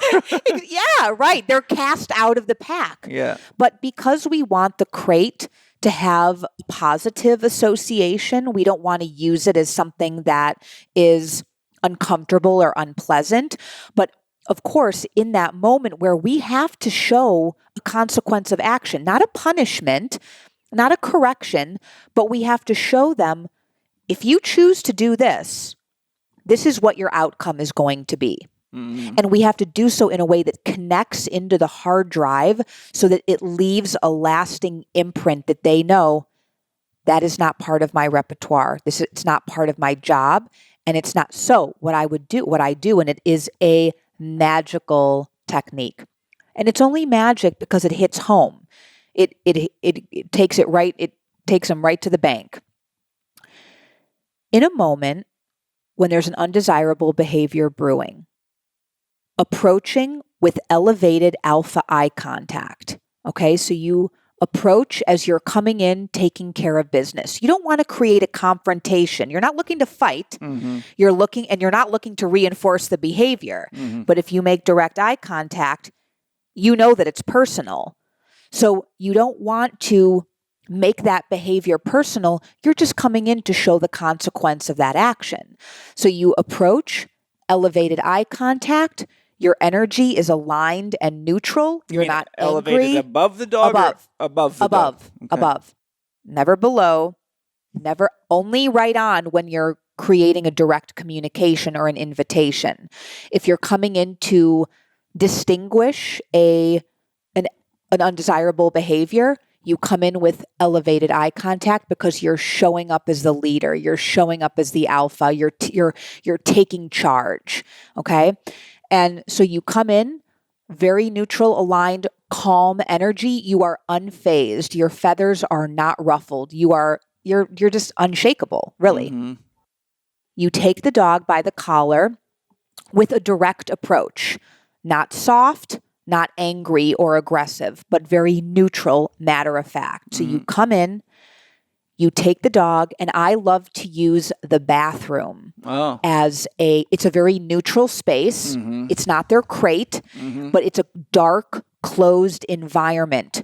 They go into the dark bathroom, close the door, you're on the other side of the door, and you're looking for 5 seconds of complete quiet, no more and no less. Once you get the 5 seconds, you open the door, walk away, and allow them to come out after you, okay?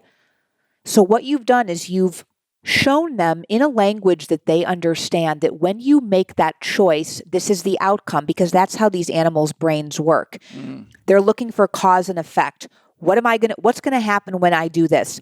What am I going to get out of this behavior? And it's just like that. That's why you have to keep that very succinct 5 seconds of connection time for them to when they're in that bathroom, they're going, "Oh my God, what's happening? Am I going to come out alive? What am I isolated? It completely signals, it goes right into the way that they're hardwired, which is if I don't get reunited with my pack very soon, I'm going to die." So they know, don't do that again. Exactly. It's kind of a approach that I don't think many people would have really figured out naturally. No, and the problem is that even if they did some kind of a timeout in the crate or something of that nature, or separating the dogs, you might say, throw the dog outside of the house. But they're not learning anything. They're not able to understand the repercussions of that behavior. Well, it's interesting when we have obviously rattlesnakes like crazy out here, and a lot of dogs die from rattlesnake bites. In fact, one of my buddy's dog got recently bitten, and it's a damn good thing he made it, but it was close to dying.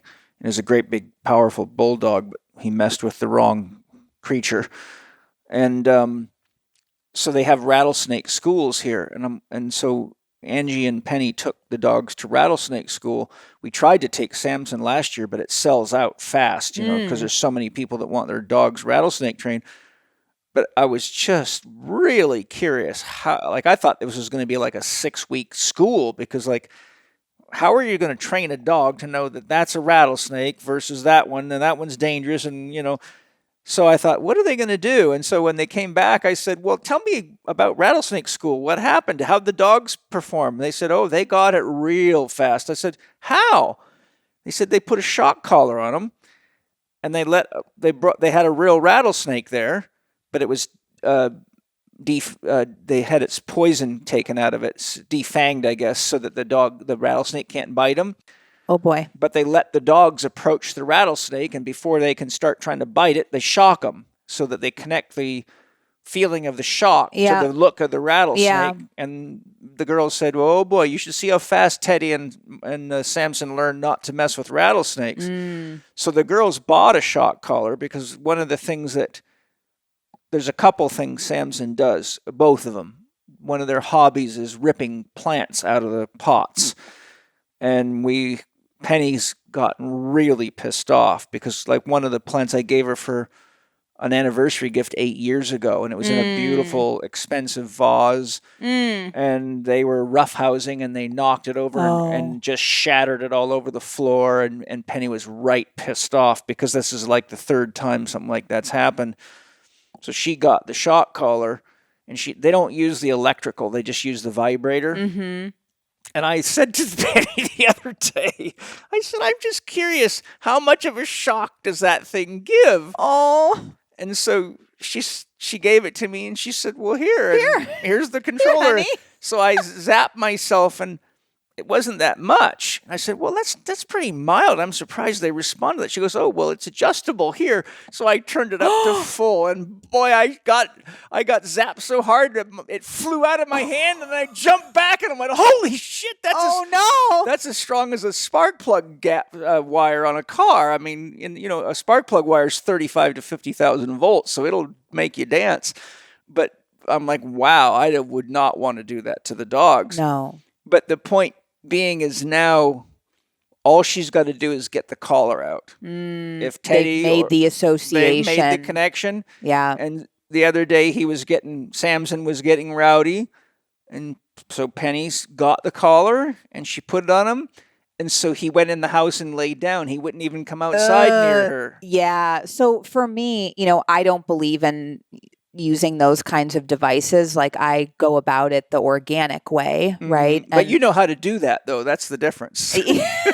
Yeah, but that's why I'm here to teach you how to do it. But and that's why you have a training program. Exactly. And it's not just the technique, it's the energy behind the technique. It's the energy behind the protocol. It's not just a symptom treated, like in that moment.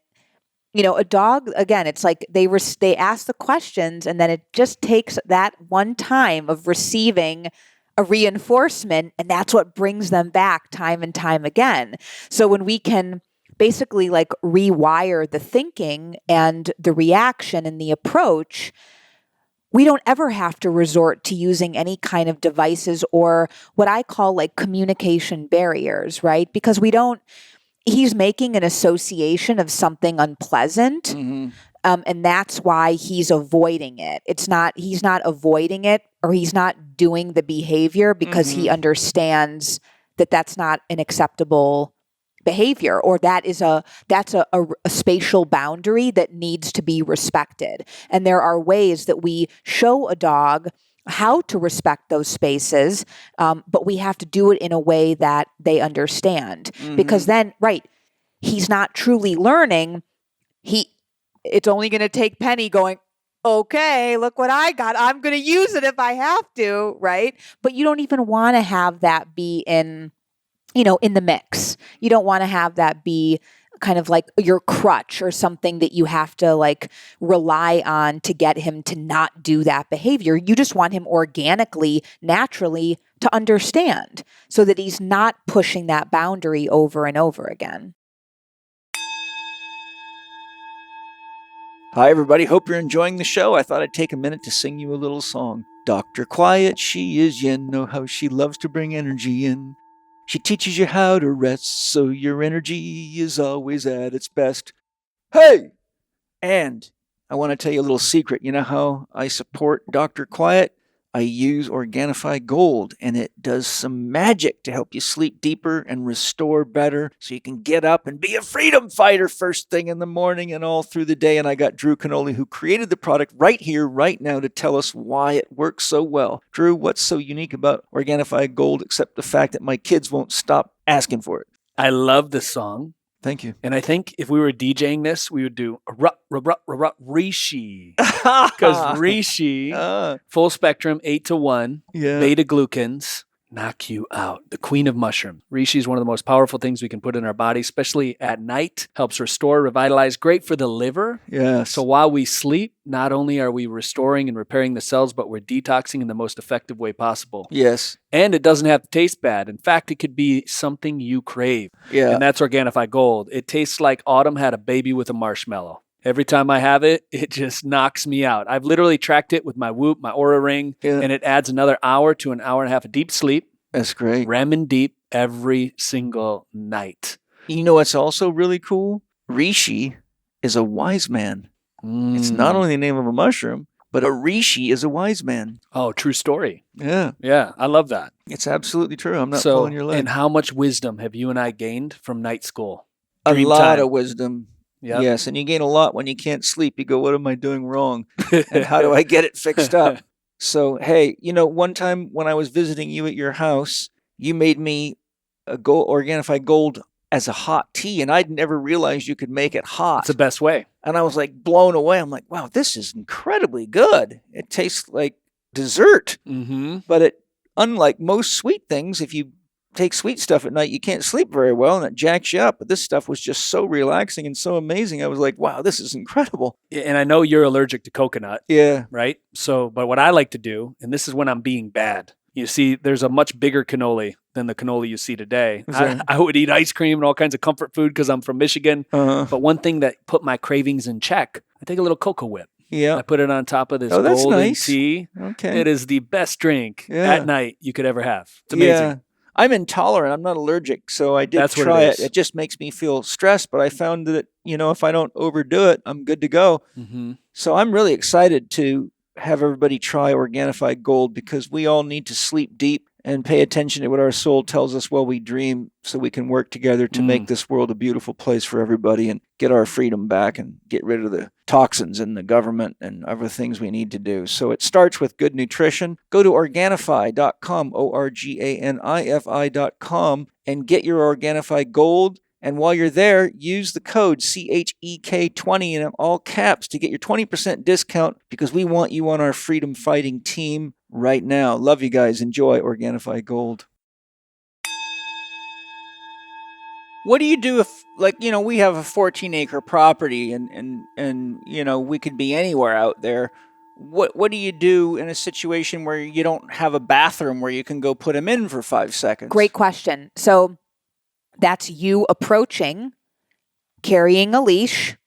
If he's off leash and you needed to do even like a redirection or a refocus or a mini isolation in that behavior. So say like as soon as Teddy knocked Zoe down, right? And then he's like, "Oh, why are you on the floor? Come on, get up." Or are you replaying, right? He's trying to question like what's going on here. As soon as you started to see that it was starting to accelerate, right? And the energy was getting more stimulated. Don't say a word. Stay in alignment, very neutral and calm energy. Approach him. No words, no eye contact. Put him on the leash, bring him to you, and keep moving on. Mm-hmm. And watch him, feel him, sense him, settle into that, because literally you're just bringing him back to that calm, grounded state. Mm-hmm. You're just refocusing him, because he's not trying to do any harm. I bet $1 million. There's no harm. No. Yeah.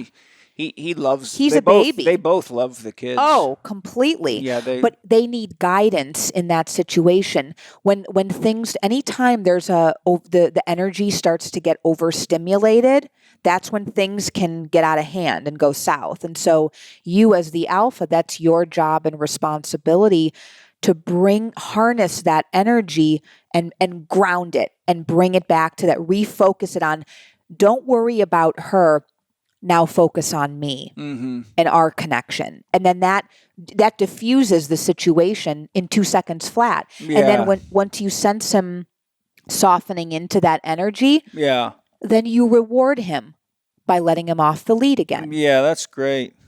Well, Sasha, we've covered quite a lot. I've had a great education. It's very interesting for me. A lot of the things you're saying I don't think I would have figured out on my own. Like looking above the dog. My instinct is to look him right in the eyes when I'm letting him know who the boss is, which I do with human beings as well. But because they can test your boundaries, boy. But you know what, Paul? Yeah. I want to say something too. I watched you at an event that we were both at very recently. I bet you I know exactly what you're talking about. Yep. I watched you work with a disgruntled human. A lost human. A lost human. Yeah. Yeah. And I was so moved, and it was just like, oh yes, it was just that is the way. That is the way, because I watched how you held this powerful presence for her and for the collective, because you weren't engaging with your eye contact. You weren't engaging with your voice. You were allowing things to just unfold, and you weren't participating in childlike behavior. Yeah. You weren't allowing that person to see that they were getting something out of that way of being. Well, there was also another level to that. Mm-hmm. She was trying to take over the whole class. Of course. And she was trying to pull them into a game she was playing. Of course. And the game she was playing is a dangerous game. Yeah. And so You didn't play the game. Right. I didn't play the game, and I wanted to make sure everybody in the class, I had to keep interjecting just enough so that nobody else could start falling into the trap. And Right. so I tried to really hold the question in myself, what is the unmet need she's trying to get here? Because if I address the behavior, then I'm going to end up in the role of a mommy or a daddy. And I don't want to be her daddy or mommy, because then she'll have to go through puberty and reject me. So what you saw me do is try to find out what the unmet need is while protecting everybody else who didn't have the awareness of what was really going on from getting trapped. And I also perceived in that dynamic that you were also not playing the game. No. You weren't engaging in the behavior. You No. weren't giving life to it. No, that's exactly what she was after. Right. And precisely. Yeah. And she waited 2 days to pull the trick. And Angie warned me it was coming. Yeah. Because, Oh, I saw it coming in the second I laid eyes on her. But Yeah. anyway, I hope this will be edited No, out. no, it's part of the process. I mean, but Yeah. Yeah, I appreciate your observing that. But at the same time, I'm much more skilled with human beings because I work with them a lot more than I work with dogs. I mean, if Yeah. I spent 38 years working with dogs, I'd probably have a few tricks up my sleeve. But yeah, thank you for noticing that. Those are tricky situations. Yeah. And I've had hundreds of them in classrooms. There's quite often somebody in a classroom that's desperate enough for attention to try to railroad the class or start some kind of shit. And I think there's a dog in all of us. There's a puppy dog, there's a wounded dog. Of course. And that's one of the things I got out of our conversation, is that a lot of what we need to know about dogs and understanding and caring for them really puts a mirror to us. Yes. That's really one of the main things I got from talking to you today is that we need to really understand what our environmental needs are. We really need to understand that there is a need for a real alpha male and an alpha female. We really need to understand that if any pack doesn't have a leader, it's lost. I mean, I could go down the list and say, with quite good accuracy, everything that you've just highlighted that we're doing wrong to dogs, we're doing wrong with each other. And we're doing wrong politically, And I had quite a good education. I really appreciate everything you shared today. Thank you. It was very, very good. And one of my closing questions, I've just got a couple. What do you feel the role of the canine family is moving forward for humanity? If we all acknowledge the fact that we're in some pretty deep trouble right now worldwide, the human species is dangerously out of touch with reality. It's destroying nature. It's destroying itself. It's destroying everything. Every piece of wildlife, every creature out there is under threat by human beings right now. So if you could envision how the canine relationship can help us restore balance, what might you perceive that looking like?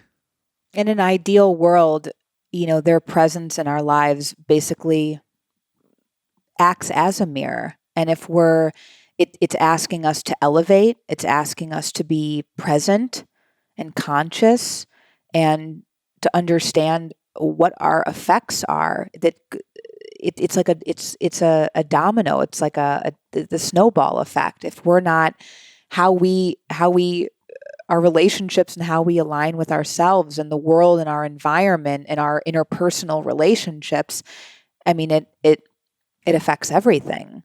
And so being attuned, bringing awareness so that we can change it. we can shift it. We can transform that.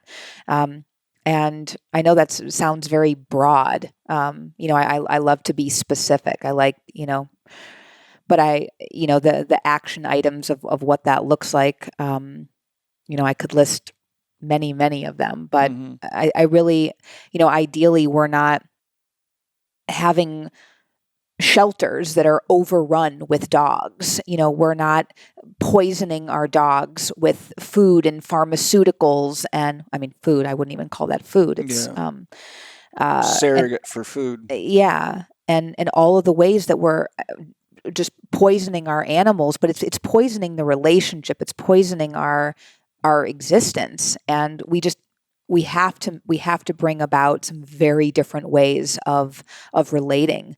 I think of what I would interpret you're saying, if I had to take a general stroke to encapsulate it, what I hear you saying is we have to get back to the principles of nature from which we all came, because our relationships with the canines began in nature. Yeah. And we have taken each other out of nature. We've taken them. They haven't taken us, but we've taken them out of nature, but we've taken ourselves out of nature. Exactly. And in so doing, we have lost our nature and taken their nature away in a mirror effect on what we've done to ourselves. So, how I read into what you're saying is that we need to be aware that the destruction we're doing to ourselves and to nature, we're also doing to our dogs. And that the same thing that will restore harmony with our our canine relationships is exactly how we have to restore our nature with Mother Nature. Yeah. Or we're all going to be zombie robots getting shots every 3 months, and there's going to be a handful of billionaires and everybody else is going to be starving to death, eating Bill Gates' crap. And we're all going to be monitored and drugged 24/7 by 5G systems. Yeah. And nobody's going to ever remember what nature was. It's like a Mad Max movie or I forgot the name of the movie where everybody ate Soylent Green, and it was a sci-fi movie I watched when I was a young kid, but I look at the world and I'm like, God, it's like we're predicting everything in our movies that's like we're 25 years, 30 years ahead in our imagination of what we're actually doing to ourselves. You have a new online program? Yeah. Yes. Is it available now? It will be available in July. Tell us about the program and what it teaches. Yeah, so this is my first online course. It's a foundational course, but it's incredibly well-rounded. So it's the introduction into all of the many areas. It's basically, the tip of the iceberg. What we talked about today is what the course encapsulates. But everything from how to embody the alpha role, how to set up the most successful and healthy environment to your dogs, how to speak the language, starting how to start your puppy off in the perfect way. So there's a lot of areas in which the e-course covers. And yeah, it's very exciting. And again, that will be out in July. And then I also offer virtual programs. I fly all over the world. I have clients in many, many different countries, and I work with them in-home for my transformational in-home educational program. And then I have what I call my creme de la creme of offerings, which takes place at my farm in Northwest Illinois. It's a farm board and educational program, and that's for puppies to adult dogs. It's ideal for starting out new puppies, everywhere to dogs that suffer from really severe anxiety and stress and behavioral issues. So it really is designed for all dogs, and I would say it is designed for the human that has a strong desire and commitment to up-level and create the most extraordinary bond that they can with their dog. Sounds really good. Do you know how much the online course is going to be and how long it runs? Like, what's it cost, and what do they get? How does it unfold? Yeah, so it's an 8 to 12 module program that has a membership component to it. And the course is going to be $1,000. That's pretty reasonable, especially when you realize how much it costs to not have a healthy relationship with your dog. No kidding. How can people reach you, learn more about your services, or find your services and things like that? My website is caninestateofmind.com, and that's spelled out CANINE. And then I'm also on Instagram with the same handle, Canine State of Mind. Okay, cool. I really enjoyed it. I honestly can say I got more out of it than I thought I would. I really sort of thought initially, okay, this is going to be a good podcast for people that have dogs. But closing the podcast, I feel this is an important podcast for everybody to hear because it talks a lot about the state that human beings are in and our misunderstandings of life, of nature, of each other. And it shows you how much of an impact we're having on all life forms around us, be they all the pets we have, from snakes to birds to dogs to cats to whatever you've got. I think anybody that was really present with what you were sharing, especially if they're listening to my podcast, is smart enough to look into the world and say, okay, this makes a lot of sense, and we've all got to start paying a lot more attention. Because the next species we might wipe out is our pets. We've already destroyed, in the last 50 years, we've killed half the animal species in nature. Yeah. Right? So here we are working on, paradoxically, trying to make our pets human while destroying them. Right. So I think one of the things that's important is to remember that each species has its own way of relating to nature and relating to its own species, and that as hard as it is, we have to learn how to relate to them at their level. Yeah. Like we don't expect our kids to balance checkbooks and drive cars and run executive corporations, but we often expect our dogs to read our minds and know everything. And we're pissed off when they don't, but they don't even have a concept for what our words mean. Right. Yeah. So beautiful. And I was watching a show one time, and it was about this, and somebody got upset at the guest who was saying, look, dogs don't understand what you're saying. And the expert on the dogs, the other person said, well, how can you say that? When I say this to my dog, he does this. And the expert said, no, what you're making a mistake. You think that they understand English, but what they're actually doing is they have a knowledge of the sounds you're making and the emotion you're giving. Exactly. It's all the association. Yes. That was a very smart person. Yeah. I love to hear that people are making those distinctions. Yeah, I don't remember. I just happened to see this out of the blue. I might have been channel surfing one night and caught it, and something made me watch for a minute. And I went, okay, that's pretty important to know, because we actually think the dogs understand us, Oh, we truly hope that they do. It's a very strong desire, but it's just not, hopefully. Can you imagine if Samson opened his mouth one day, you're standing in the kitchen and you go, hi, Paul. I would be damn impressed. I think you'd be mortified. I think you'd be freaked out. Like, what are you, a dog or some kind of alien? I'll tell you what, I would continue the conversation. See where it went? Yeah. I'd say, what else do you know? But again, it would like turn into something that wasn't a dog anymore. No, he wouldn't be a dog anymore for sure. Yeah. No. Yeah, he would be I'd have to come up with a new name. Yeah. I know for sure I'd make a lot of money when I put videos on the internet. Yes. Oh, well. All right. Well, listen, thank you all for enjoying Sasha, the dog shaman. And I think you found out why she is the dog shaman. I sure did. And thank you to the sponsors for your love and support in making such beautiful products and being truly sustainable companies. And thank you to all of you. I hope you guys enjoyed growing with me today. And I hope you learned that it's not a wise idea to turn your dog collar up to maximum and test it out. But it sure does teach you what you're doing to your dog. Penny cracked up because it flew out of my hand and flew across the room. It was like I'd been hit by a taser gun or something. That's what it is. Yes, it is. Yeah.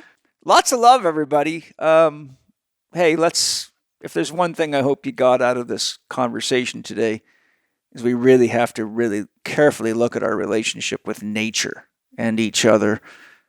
And I hope you got that every family has to have a structure, and that when we lose clear sense of direction, everybody in the family is in trouble. And that's why I always tell everyone, look, you need a dream to guide your life. You have to have goals. You have to have something to live for and make a reason to make choices. And what you heard from Sasha today is when we don't have it, it affects even our dogs. And so it affects our kids, it affects our dogs, and it affects all of us. And I think all of us know what it looks like when you have a president that doesn't know what the hell's going on. So when your alpha male is not an alpha male, they're just a sales chimp for Pfizer, then you're in real trouble. So God bless us all. May the real alpha male find his way to the top. And, I couldn't help but think the other day, wouldn't it be just lovely if Elon Musk made it to presidency, because at least we'd have somebody with a brain in his head. So that's my closing comment. Forgive me if I've offended you. I love you all. Talk to you soon. Bye-bye.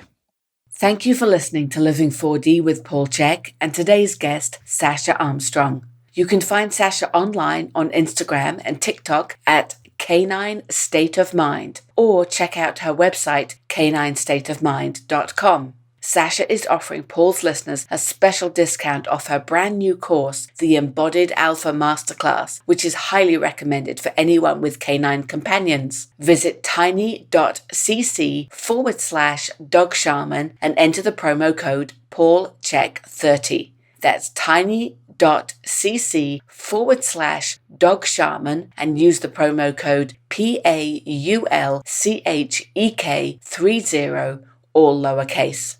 Follow Paul on Instagram and TikTok at paul.chek, on Twitter at paulchek, or on his YouTube podcast channel, youtube.com/living4D with Paul Chek. You can watch more on Paul's blog at paulcheksblog.com, or visit the Chek Institute site at chekinstitute.com to find Paul's e-learning courses, advanced training programs, and to learn more about the Chek Academy. You can read the show notes and find links to the resources mentioned in this episode at chekinstitute.com/podcast. And finally, if you enjoyed today's episode, please consider leaving us a 5-star rating and a warm review at the top of the show page on Spotify, or at the bottom of the show page if you are listening on Apple Podcast.